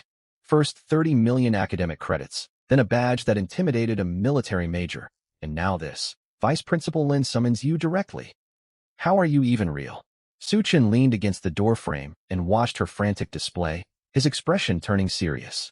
High administrative standing aside, this person was a rank 10 professional just like Elder Zhan. Top-tier combatants such as him were the foundation protecting the Great Hua Empire. He could not afford to be disrespectful. Su Qin asked, where is he? The central tower at the top of the administrative district. Song Xian calmed herself down and pushed Su Qin back into his room. Hurry and change into your uniform. Don't keep Vice Principal Lin waiting. Pushed inside, Su Qin quickly changed into his brand new Tianqiong Academy male uniform. Black blazer, white shirt, and black trousers, clean and streamlined.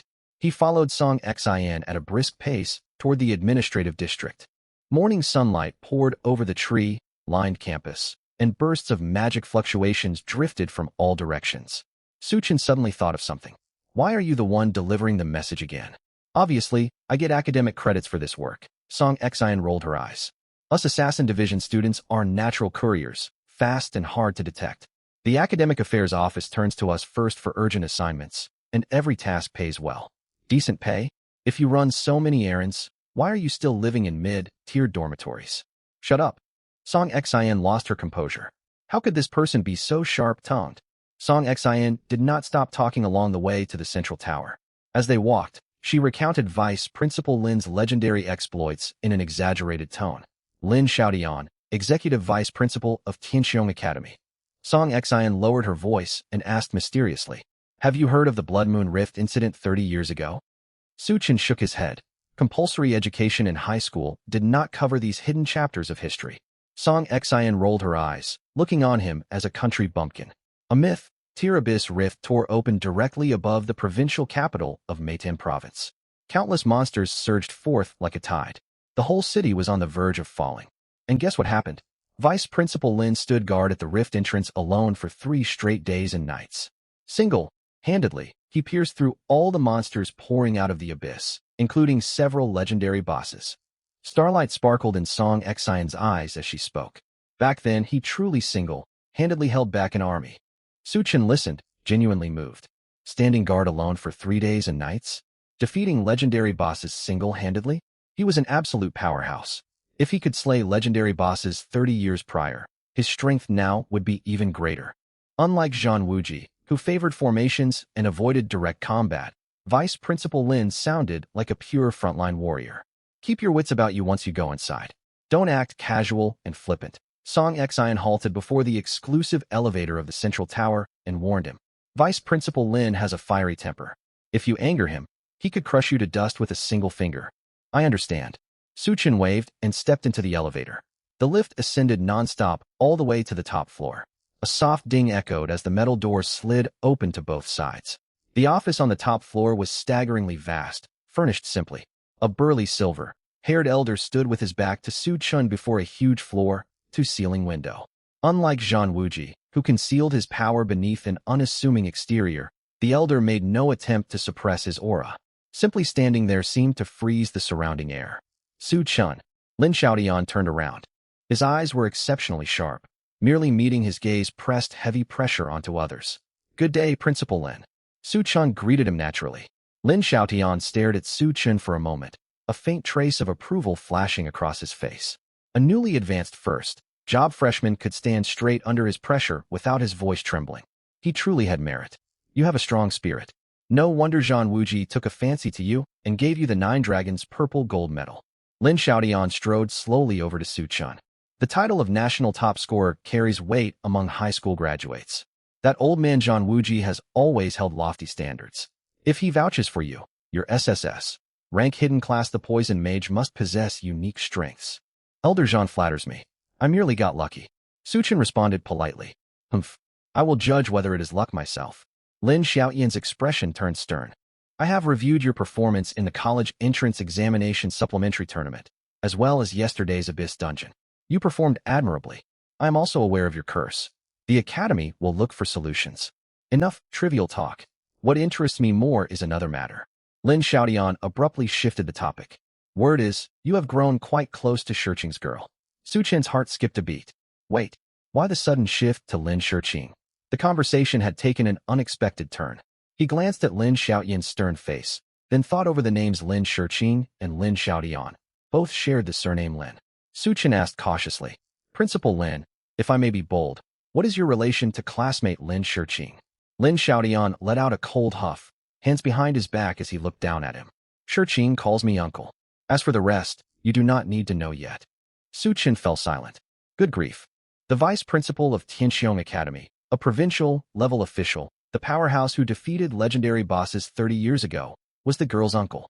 No wonder Lin Shiqing could act without restraint in Tiana City. She did not merely come from a wealthy family. Her connections were incredibly formidable. So your Uncle Lin, my apologies, Principal Lin. Su Chen laughed awkwardly. Classmate Lin and I are just ordinary classmates. We occasionally spar and compete. Our relationship is completely proper. Lin Xiaotian's tone softened slightly. Shiqing has been outstanding since childhood. If you truly want to stand firmly by her side, Lin Xiaotian paused. A title as national top scorer is insufficient. Even personal endorsement from Zhang Wuji is insufficient. In the end, this world judges people by strength. So what do you require of me? Su Chen caught the key point instantly. The elder had laid out so much groundwork, he definitely had a task to assign. Zhang Wuji asked me to invite you to participate in the World Olympiad 1 month from now. Lin Xiaotian said. It is a grand event open only to top job holders from elite universities all across the globe. I accept. Su Chen nodded without hesitation. There was no reason to refuse. He wanted to witness outstanding talents from other nations. The world was vast. Closing himself off would only lead to stagnation. There is one more thing. Lin Xiaotian continued. Regarding your reward as national top scorer, after Academy deliberation, we are granting you early access to the Tower of Babel. The rules of the Tower of Babel are straightforward. Every floor upwards raises the level and tier of the monsters. There is no revival mechanism inside. Death means permanent demise. Yet monsters grant extremely abundant experience, and clearing floors yields uniquely precious rewards. Access to the Tower of Babel is extraordinarily rare, normally reserved only for top 3rd and 4th year students.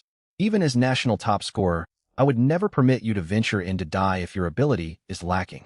There is a regular dungeon in the Academy back mountain, Scarlet Monastery. Lin Xiaotian paused and said, clear its hard mode solo, and bring back the head of the final boss to me. Fail this task, and you can forget early entry to the Tower of Babel. You will also embarrass our nation at the Olympiad. Su Chen looked at Lin Xiaotian's unsmiling face and felt relieved. Why not just say so from the start? It turned out he only needed to prove his strength by clearing a dungeon. He had expected Lin Xiaotian to slap a 5 million credit check on the table and demand he stay away from Lin Shiqing. Clearing dungeons was something he excelled at. No problem. Su Chen agreed decisively. Hard mode, correct? Lin Xiaotian was caught off guard by his casual attitude and frowned deeper. The dungeon monsters are all level 23 plus elites, and the final boss is a level 25 gold tier boss. Do not grow overconfident. You may stumble unexpectedly. Lin Xiaodian warned coldly. Thank you for your concern, Principal Lin. I shall head to complete the task now. Su Chen waved and stepped back into the elevator. After the elevator doors closed, a complicated expression surfaced on Lin Xiaoyan's rigid face. This boy's temperament is somewhat more agreeable than that old fogey Zhang Wuji. I hope you do not disappoint me. Moments later, the office door opened again, and Zhao Hongtao walked in. Principal Lin, have you met Su Chen? Yes, he just left. Lin Xiaodian nodded. I tasked him with clearing hard mode Scarlet Monastery alone. Solo hard mode. Zhao Hongtao looked surprised. The Scarlet Monastery was a popular leveling zone for many second-year students, and its monsters possessed powerful lifesteal abilities. He shook his head and chuckled. This dungeon is far beyond a first-year student's scope. He will likely struggle for a long time. Zhao Hongtao dropped the subject and turned serious. Principal Lin, the investigation into Chun Feng has concluded. The military has formally arrested him. Lin Xiaodian asked impassively. How has the Qin family reacted? They fully comply with the verdict. Whether they accept it or not, they lack the power to stir up trouble. Lin Xiaodian let out a cold snort. Zhao Hongtao went on. In addition, Principal Lin, regarding this year's freshman trials, the back mountain of Tianxiong Academy hosted clusters of dungeons. Dozens of stone pillars glowing with different hues stood scattered across the open area. Each pillar marked the entrance to an independent dungeon. The square was bustling with activity. Team Bloodthirsty Lion forming. Need a level 22 plus main tank. Healer ready. Lacking frontline. Potions provided. Team Shadow Blade recruiting. Assassins only. High academic credit share. Bringing new players into dungeons. Scarlet Monastery outer area. Normal mode. Looking for high damage mage. One spot left to start. As soon as Su Chen stepped onto the square, the noisy chatter made him rub his ears. The scene mirrored what he had seen before. No matter where he went, countless players sought teammates. He scanned the senior students holding recruitment signs and walked over to a female senior wearing black, rimmed glasses. Senior, Su Chen asked, may I ask how these teams operate? The senior pushed up her glasses and sized Su Chen up. Noticing he wore no academy team badge, she realized he was a newly enrolled freshman. Early admission freshman? The senior closed her book. Teams are student organizations within Tianxiong Academy. Simply put, everyone bands together for mutual support. She pointed toward a massive holographic screen in the center of the square. Dense lists of team names scrolled across its surface. Every month, the Academy ranks all teams based on overall strength, dungeon clear records, and arena match results. Members of the top 10 teams receive extra academic credits and priority access to resources. The senior explained. Furthermore, most Tianxiong Academy teams grow into medium or large guilds after graduation. Join a strong team during your studies, and you can become a core guild member straight after leaving school. Su Chen nodded. Simply put, Tianxiong Academy was a miniature version of the outside world. Teams were equivalent to guilds. Top-ranked teams received academic credit rewards. He stroked his chin. What if I wanted to create my own team? Su Chen asked. The senior froze for a second then laughed. You can, as long as you pay the 500 academic credit registration fee. But I advise you not to harbor unrealistic hopes. Freshmen starting their own teams often cannot even afford potion costs to clear normal mode dungeons, let alone recruit members or compete against established veteran teams. Su Chen acknowledged her point. Just like in society, new forces struggled to compete against established factions without unique advantages. However, he had no need to recruit anyone. If he founded his own team and raised its ranking, he could claim all rewards for himself. At most, he could invite Lin Shiqing to join. Decision made. He would register a team when he had time. Thank you, senior. Su Chen turned and walked deeper into the square. Signboards beside each dungeon entrance listed basic information, monster levels, difficulty settings, and recommended entry levels. Su Chen quickly located his destination. A huge scarlet portal wafted a sharp scent of blood, even from a distance. Scarlet Monastery Dungeon Tier. Normal, hard recommended level. 20 to 25 party limit. Maximum 5 people clearance time limit. 8 hours. There are 2 difficulty options available for the level 20 to 25 dungeon. Without hesitation, Su Chen selected hard mode and walked straight toward the teleportation gate. Blinding scarlet light burst forth from the gate, enveloping Su Chen's body. Wait a second. The senior girl who had just spoken to Su Chen let out a gasp of shock. The light radiating from the portal was countless times brighter than usual. What's more, Su Chun was heading inside alone. Could it be he was entering hard mode by himself? She immediately pulled out her phone and dialed the emergency number nearby. Student Union? I'm at the dungeon zone on the back mountain. We have an emergency here. A new student has entered the Scarlet Monastery on hard mode all alone. What? The person on the other end of the line was stunned. Stay right where you are. I'll send members from the medical division over immediately to stand by for emergency treatment. All right, hurry. I don't think he'll last 10 minutes. Inside the dungeon, a pungent smell of blood washed over him. Su Chun opened his eyes and found himself standing on a worn stone path. The sky hung heavy, dyed a dull crimson. Broken statues and withered black trees lined both sides of the road. Not far ahead, a grand monastery steeped in thick rot stood silently shrouded within scarlet mist. Clomp, clomp, clomp. Heavy hoofbeats echoed out from the fog. 3 creatures over 2 meters tall, half human and half horse, charged out of the haze. They possessed powerful human torsos, their bodies crimson. Rusty heavy spears rested in their grips, while their lower halves resembled warhorses covered in black scales. Scarlet Centaur Elite Monster Level, 23 Strength, 380 Agility, 330 Stamina, 550 Spirit, 210. Skills: Charging Trample, Armor, Piercing Strike, Bloodthirsty Nature Passive. Restores 20% of damage dealt as HP each time an attack lands. Just as Lin Xiaotian had said, all monsters within the dungeon on hard mode were elites. Their stats were by no means low. Even a standard level 25 party would struggle to break through their defenses and whittle down their health slowly. The most troublesome ability was undoubtedly Bloodthirsty Nature. The effect was straightforward, 20% lifesteal. If an ordinary party lacked skills that applied wound effects to reduce healing, their damage output would not even keep up with the monster's health regeneration. But then again, too bad. You lot ran into someone who's basically cheating. Su Chun smiled. Lifesteal? He could wipe them out in an instant. Let's see them regenerate health then. Nay. The 3 centaurs spotted Su Chun. Bloodlust blazed within their scarlet eyes. Hooves thundering, they instantly activated Charging Trample. The ground shook violently. The 3 centaurs barreled towards Su Chun at high speed. Their spears cut through the air, aimed straight at his face. Su Chun remained rooted in place, not moving an inch. He tapped his staff lightly against the ground. Corrosive serpent guards. Hiss. The earth split open before him. Hundreds of serpent guards burst from the soil, launching the 3 centaurs straight into the air, lifting them more than 3 meters off the ground. Whoa! Su Chun was caught off guard. He had never imagined the serpent guards could be used like this. Not only had they interrupted the centaur's charge, they had sent them flying. He still had plenty to learn about utilizing his serpent guards. The 3 centaurs flailed their hooves frantically as they hovered midair, thrown off balance. Swoosh, swoosh, swoosh. The serpent guards showed no mercy, striking instantly. Countless streams of green venom pelted the 3 centaurs. Moments later, terrifying damage values surged above their heads. 1236-36100. 1236-43226. 1236-50352.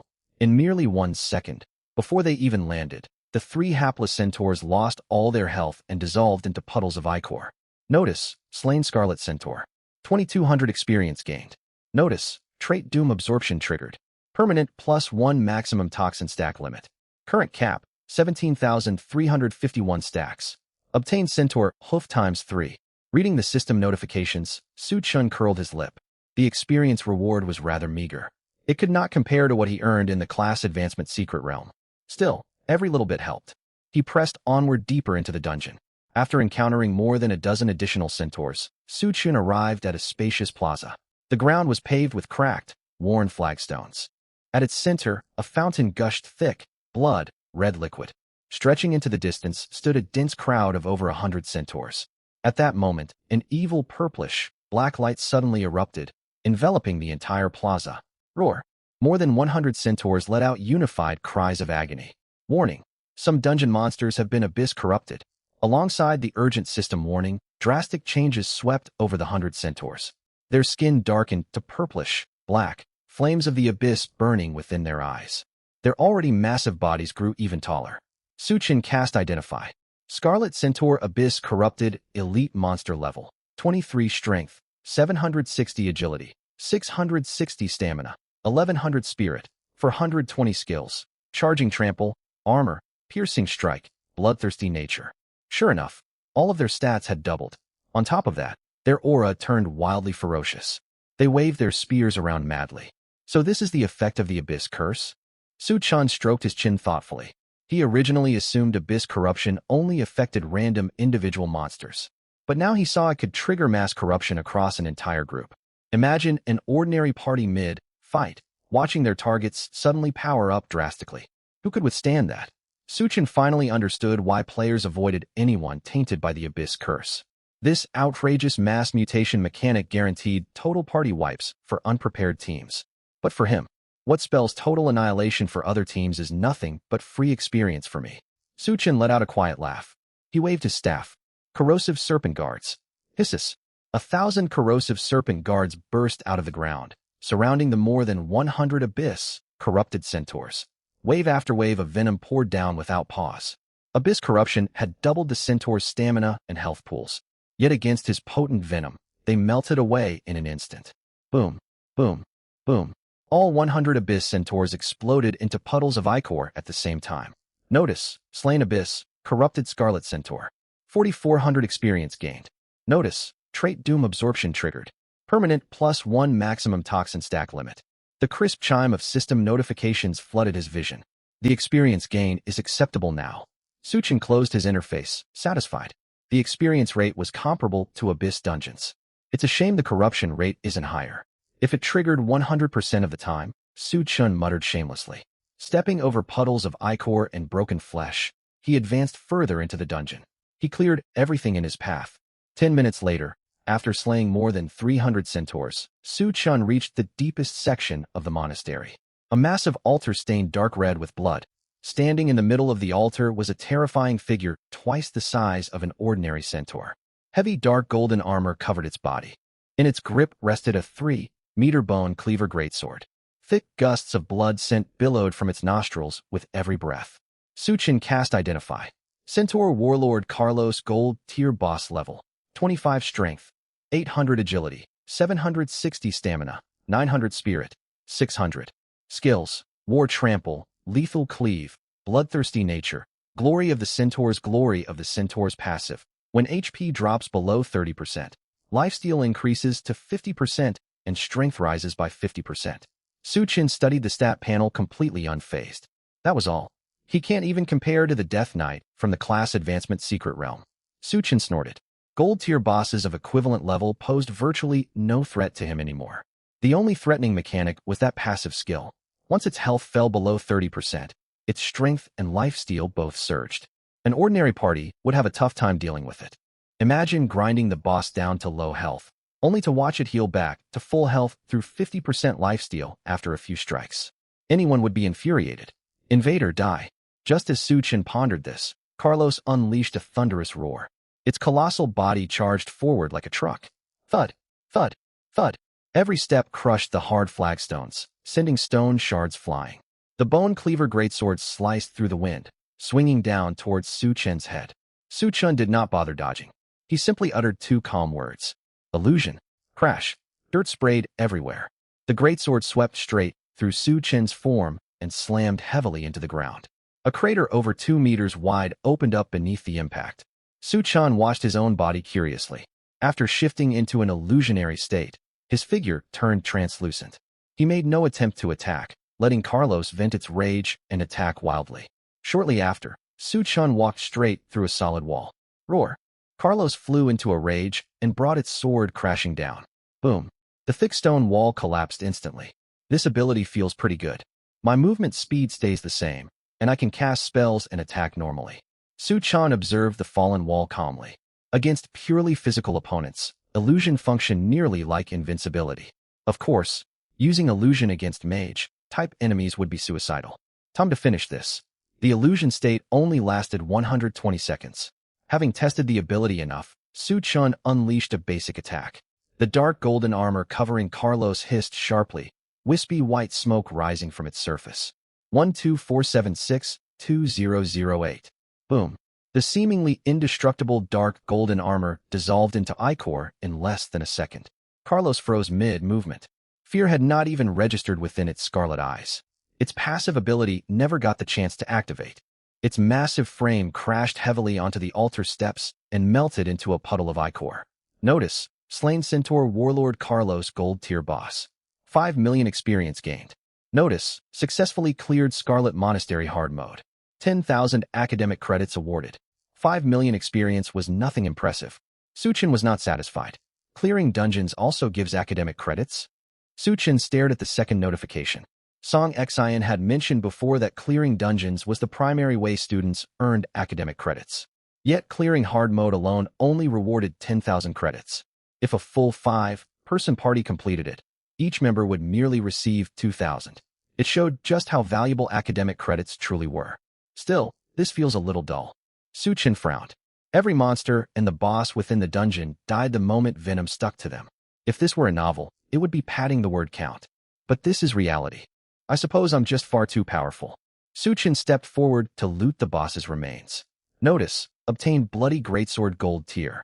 Notice, obtain Bloodthirsty War Armor Gold Tier. Notice, obtain Carlos's Skull Rare Material. Notice, obtain gold coins times 42580. 2 pieces of gold tier equipment dropped. Both were tailored for warrior classes. One was a gold tier greatsword, the other a suit of armor. Suchin tossed them casually into his backpack, planning to sell them or trade them for academic credits later. Last of all was a giant skull whose eyes still remained open. Time to head back and turn in the quest. Suchin stored the skull inside his bag and walked toward the dungeon exit portal. I wonder what secrets the legendary Tower of Heaven holds. Back at the rear mountain of Firmament Academy, the normally spacious plaza was now packed with people. Several members of the Student Union's medical division wearing White Cross emblems gripped medical cases, anxiously watching the red, glowing teleportation gate. Senior Chu, what's going on? Why is the medical division fully mobilized? A second-year student who had just exited normal mode dungeon wandered over to ask. Chu Fei, a student union officer, stared fixedly at the portal with a furrowed brow. A newly admitted student who arrived early charged into the hard mode Scarlet Monastery alone barely days after enrolling. These words sent shockwaves through the resting students nearby. Hard mode Scarlet Monastery? It's full of elite centaurs with built-in life-steal passive abilities. How can a new student survive there? He's basically walking to his death. Even full 5-person teams usually have to buy expensive equipment with wound effects just to attempt this dungeon. A new student attempting to solo hard mode? Does he think this is a beginner goblin dungeon? Nowadays, new students are far too reckless. All of us are standing by ready to rescue him. He's wasting the school's medical resources. If they drag him out later, I doubt they'll even be able to gather a complete body. The students shook their heads one after another. Scarlet Monastery was one of the Academy's popular dungeons, and every team possessed detailed strategy guides. Monster statistics were common knowledge. Everyone agreed the dungeon was extremely challenging, and wound effects were mandatory. Soloing it. Pure suicide. Senior Chu, why not shut down the dungeon directly? The senior girl who had spoken to Suchin earlier asked anxiously. Force him out before he gets killed. Chu Fei looked conflicted. Closing the dungeon was a viable option. It would teleport everyone currently inside outside immediately. However, doing so came with a cost. Shutting down and restarting the dungeon consumed substantial resources. He shook his head eventually. I can't. Other teams are still clearing normal mode inside. Forcing a shutdown will disrupt their progress and may even injure them. We can only wait for him to escape on his own. Medical division, stand ready. Treat him the instant he emerges. As arguments erupted across the plaza, and everyone concluded Suchin was doomed. Ripples spread across the surface of the teleportation gate. A figure strolled slowly out of the portal. He's out. Stretchers ready. Priests, prepare recovery spells. Chu Fei shouted. Medical division students rushed forward with stretchers and medical kits. A young priestess raised her staff without hesitation, casting a flurry of healing spells. Suchin had just stepped out of the portal and breathed fresh air outside the dungeon when he saw a crowd charging toward him. Green healing magic washed over him all at once. He froze. What was happening? Why did the atmosphere turn this chaotic every time he finished a dungeon? Senior, I'm fine. Suchin stepped back half a pace as the priestess nearly pressed her staff against his face. No need to examine me. The priestess looked Suchin over carefully. Not a single wound could be seen. His mana bar was completely full. Senior Chu, he really doesn't seem hurt. The priestess turned to Chu Fei, thoroughly confused. Not hurt. Chu Fei scanned Suchin from head to toe. His uniform remained spotless and intact. Not a single drop of blood stained his clothes. His complexion looked healthy, breathing steady. This was nothing like someone who had barely escaped hard mode dungeon with their life. You're lucky you ran out in time. Chu Fei wore a stern expression. Do you realize how dangerous hard mode Scarlet Monastery is? A single charge from those centaurs can crush a level 20 warrior into paste. How could a new student dare rush in blindly? Have you lost your senses? Thankfully, you didn't venture deep and retreated as soon as you sensed danger. If you had encountered those monsters, you wouldn't even have time to flee back through the portal. Don't be so reckless in the future. Plenty of years prepare extensively before attempting this dungeon. Su Chun listened to the string of scoldings, momentarily stunned. Ran out in time. Didn't venture deep? About that, Su Chun opened his mouth to explain. The priestess suddenly let out a sharp cry. What's wrong with you? Chu Fei was startled and turned around irritably. Can't you see I'm lecturing this new student? Senior. The priestess's voice trembled. She grabbed his sleeve tightly and pointed toward the large screen. Look at the records. What's so interesting about the records? It's just... Chu Fei glanced in the direction she pointed. His voice died abruptly. Above the plaza hung a giant screen displaying real-time dungeon clear records. The section for Scarlet Monastery Hard Mode flashed brilliant golden light violently. A brand new line of data appeared at the very top of all rankings. Scarlet Monastery Hard Mode Clearer. Su Chun Solo Clear Time. 22 minutes, 45 seconds. Rank 1. Silence. Absolute silence fell over the entire plaza in an instant. The sound of wind rustling through the leaves was crystal clear. The sophomores and juniors who had been mocking Su Chun for overestimating himself stared wide-eyed, their eyes almost popping out of their sockets. Chu Fei's stern expression froze completely, his mouth hanging open wide enough to fit an egg. 22 minutes and 45 seconds. A sophomore swallowed hard, his throat bobbing. This record was set by seniors more than a decade ago. They cleared it in their senior year, and it still took them over an hour. This record had sat untouched in Tianxiong Academy system for more than 10 years. No one had ever managed to break it. And the most terrifying detail was the words written in parentheses. Solo. A freshman had not only survived the dungeon, but cleared the difficulty mode monastery alone. He had smashed a decade-old clear record out of nowhere. Everyone turned their stiff necks, all eyes locking onto Su Chun at once. You? Chu Fei struggled for a long time before forcing the words out. Why you cleared it? Su Chun nodded calmly. Yes. Silence fell over the crowd. Every single person looked utterly dumbfounded. Su Chun gestured toward the plaza exit. The inspection's done. Can I leave now? Chu Fei stared blankly, stammering. Why yes, of course you can. Thank you all then. Su Chun offered a polite nod and walked outside. He let out a helpless sigh. Who invented those large public display screens anyway? He wanted to keep a low profile, but his strength simply wouldn't allow it. Ding! The elevator door slid open. Su Chun walked familiarly down the corridor toward Vice Principal Lin Xiaoyan's office. Inside the office, Lin Xiaoyan and Zhao Hongtao stood gathered around a holographic projection sandbox. Real-time data waveforms from a dungeon flickered across its surface. The dungeon's underlying logic is operating normally. Monster spawn rates and aggro ranges in every zone have all been adjusted. We just need to wait for the new student enrollment. Zhao Hongtao pointed at several glowing blue markers as he reported. Knock, knock, knock. A knock interrupted their conversation. Both men turned at the same time. When they saw Su Chun, their brows furrowed sharply. Lin Xiaoyan glanced at the electronic clock on the wall. From the moment Su Chun left this office to head for the mountain rear dungeon until his return now, barely 50 minutes had passed. Subtract the 20 minutes spent traveling back and forth between the administrative district and the mountain rear. This kid had spent no more than 30 minutes inside the dungeon. The faint glimmer of hope on Lin Xiaoyan's face vanished without a trace. He let out a cold snort, turned around, and picked up the purple clay teacup on his desk. Difficulty mode Scarlet Monastery is home to centaurs with powerful physical lifesteal. It cannot be compared to ordinary low-level dungeons outside. Lin Xiaoyan took a sip of tea, his tone severe. Still, you should be commended for recognizing your limits. You didn't recklessly push on just to save face and chose to withdraw in time. You have some self-awareness. As for your request to participate in the National Olympiad and gain early access to the Tower of Heaven, drop the idea entirely. Head straight for normal mode dungeons and grind your levels for the next 6 months first. Seeing the tense atmosphere, Zhao Hongtao hurried to smooth things over. Su Chun, don't be discouraged. The monsters in that dungeon are extremely troublesome. Even many juniors struggle to withstand the Centaur charges. Attempting a solo run as a freshman was far too ambitious. Carlos is an extremely powerful boss. On top of lifesteal, he interacts with his surroundings. Once his health drops below half, he drinks from the blood spring to continuously regenerate HP. Don't put too much pressure on yourself. If you can assemble a reliable team and clear it within half a year, that would already be an outstanding achievement. Master Jean personally recommended you, so we will definitely invest focused resources in nurturing you. Su Chun listened to their lecture, stunned. Huh, the boss had environmental interaction mechanics? My bad. I killed him instantly, so I never got to see it. He did not bother explaining further.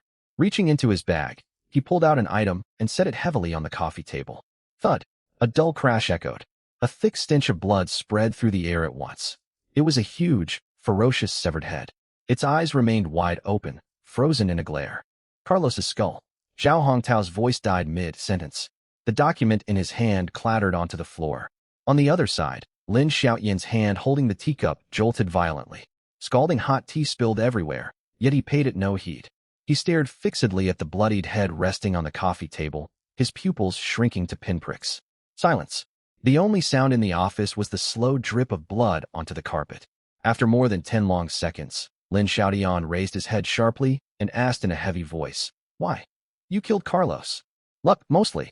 Su Chen shrugged. "Principal Lin, does this count as completing the task?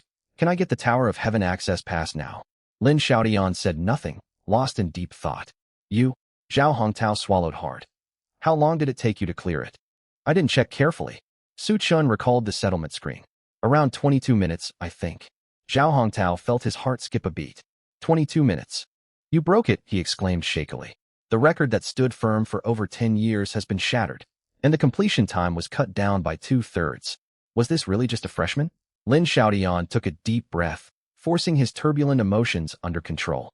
He had long heard rumors of Su Chen's outrageous damage output, but he always trusted what he saw with his own eyes and assumed the students' stories were exaggerated. Now it seemed, this young man's strength far exceeded his expectations. No wonder Zhang Wuji held such high regard for a junior. Lin Xiaoyan wasted no more words. The bloodied skull on the table was irrefutable proof. He strode to his desk, pulled open a drawer, and took out a black and gold magnetic card. On its surface, dark golden patterns outlined a mysterious towering spire piercing the clouds. Tower of Heaven entry permit. Lin Xiaoyan handed the card to Su Chun. "You may enter once per week. Only normal difficulty is unlocked for now. Survive however you can and climb as far as you wish." Su Chun took hold of the card. "Obtain Tower of Heaven entry permit." "Thank you, Principal Lin." With that, Su Chun turned to head toward the elevator. "Su Chun," Lin Xiaoyan called out to stop him. "The Tower of Heaven is nothing like ordinary dungeons. Its monsters possess unique mechanics. Coupled with the Abyss curse lingering within you, the challenge will be even greater. Before entering, visit the Central Trade District to stock up on potions. You should also stop by the cafeteria to try Chef Miao's special meals." "Understood." Su Chen replied casually and stepped into the elevator. Special meals? He vaguely remembered hearing somewhere that a high-ranked chef at Tianqiong Academy could cook dishes granting powerful temporary buffs. After leaving the teaching district and passing through 2 tree-lined avenues, Su Chun headed straight for the Academy Trade District. The Trade District spanned a vast area. A wide central avenue split the plaza into 2 halves. On the left stood a magnificent 6-story building. A sign hung above the entrance. Professionals Chamber of Commerce, Tianqiong Branch. The Professionals Chamber of Commerce always goes for this extravagant style, Su Chun muttered as he looked at the familiar building. His thoughts drifted to the unfortunate President Zhang Ze. He wondered how the man was faring these days. The right side of the avenue presented a completely different scene. Tianqiong Academy Exchange Market. The area was packed with people as far as the eye could see. Countless stalls filled the plaza. Loud shouts and bargaining voices filled the air. Clearance sale. Level 15 Blue Wolf Gauntlets for only 800 credits. Plus 15 strength, perfect for melee warriors. Don't miss out.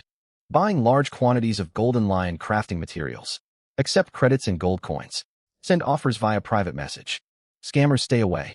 Carry run for normal mode Frozen Fortress. 1 passenger slot available. AFK allowed. Gear can be rolled. 10,000 credits to join. Brand new silver tier staff. Plus 100 spirit, top tier gear for mages. Offers welcome, credits only. Lowballers need not inquire. Compared to the Professionals Chamber of Commerce, The Academy exchange market was far livelier. Within the Academy, gold coins were secondary currency. Credits were the real hard cash. Zhangze hasn't sent any updates. That master blacksmith is probably too busy. I'll buy a new weapon to use temporarily first. Glancing at his balance of over 30 million credits, Su Chen planned to pick up a transitional weapon. He wondered if he could find something suited to him. Su Chen wandered slowly through the open air market amid the crowd. As he walked, he quickly built a mental model of Tianxiong Academy's pricing standards. The price tiers were straightforward. Bronze tier equipment ranged from several hundred to several thousand credits, standard transitional gear for most students. Silver tier equipment jumped to 20 to 30,000 credits, something average students needed months to save up for. As for gold tier equipment, Su Chen had passed one stall displaying gold tier, Earthbear chestplate, marked at 100,000 credits. A crowd of warriors lingered beside it, staring longingly without daring to make an offer. Dark gold tier items were extremely rare. Whenever one appeared, its asking price exceeded 1,000,000 credits, usually marked negotiable, discussion required in person. As for epic tier gear, not a single piece could be spotted anywhere in the trade district. Much like the outside world, epic tier and above rarely circulate on the open market. Owners either keep them for personal use, or powerful guilds snap them up instantly the moment they appear, Su Chen thought to himself. He turned his gaze and halted at a stall lined with colorful glass bottles. The stall owner was a young man with messy hair and heavy goggles, an Alchemy Academy badge pinned to his chest. Junior, looking for potions? Take a look at my fresh stock. The young man lit up at the sight of a customer and began pitching his goods enthusiastically. Made by the Alchemy Academy, guaranteed quality. Su Chen scanned the stall. Instant health recovery potion effect. Immediately restores 600 HP upon consumption. Regenerates an additional 50 HP per second for the next 10 seconds. Price, 200 credits per bottle. Medium antitoxin potion effect. Plus 30% poison resistance for 30 minutes after drinking. Price, 500 credits per bottle. This health potion has a strange, odd odor. Su Chen picked up a red bottle, pulled out the cork, and sniffed. A sharp smell reminiscent of rotten eggs drifted out. The young man chuckled and rubbed his hands together. You don't know what you're missing, Junior. This is my groundbreaking creation. He pointed at the potion and explained. Ordinary instant health potions only restore 500 HP. I added special ingredients to boost it to 600. Su Chen's mouth twitched. He had no idea what questionable materials had gone into it. Still, the effect was solid. Equivalent potions at the Professionals' Chamber of Commerce were classified as Black Iron tier. I'll take 100 health potions, 50 mana recovery potions, 10 each of anti-poison, anti-fire, and anti-ice potions. Su Chen placed a bulk order. Got it. 60,000 credits total. The young man's eyes sparkled as he quickly packed everything up. Su Chen swiped his student ID card, not even flinching as the credits were deducted from his account. After purchasing the potions, he continued wandering the exchange market. The stall sold an incredibly diverse range of goods. Alongside equipment and potions, there were stalls selling cosmetic outfits similar to academy uniforms with no combat stats, made purely for appearance. Others sold intelligence reports, novels, and even pets. One could find almost anything for sale here. Shaking his head, Su Chen walked quickly past these unusual stalls. His main objective today was to find a powerful staff. He wandered for nearly an hour and examined countless staves. Among them were several top-tier silver pieces with massive spirit bonuses, yet none caught his eye. Their attached skills were either single, target bursts or burdened with lengthy cooldowns, poorly compatible with his poison mage class. He finally stopped before a large stall. The owner was a senior student clad in gleaming silver armor, a team emblem pinned to his chest. Resting carefully on velvet padding in the center of the stall were 3 golden staves radiating light. A crowd of students surrounded the stall, gazing longingly without buying. Junior, see anything you like? The senior noticed Su Chen staring at the 3 gold staves and smiled. I looted these top-tier pieces while leading a raid on Forgotten Spire. If you took these to the Professionals' Chamber of Commerce next door, any one of them would go straight to auction. Su Chen wasted no time and cast Detect to view the stave's attributes. The first staff was bright crimson, a blazing gem embedded at its tip. Wrath of the Fiend Gold, tier. Gold required level. 24 Spirit, plus 250 Affix 1. Spirit, plus 100.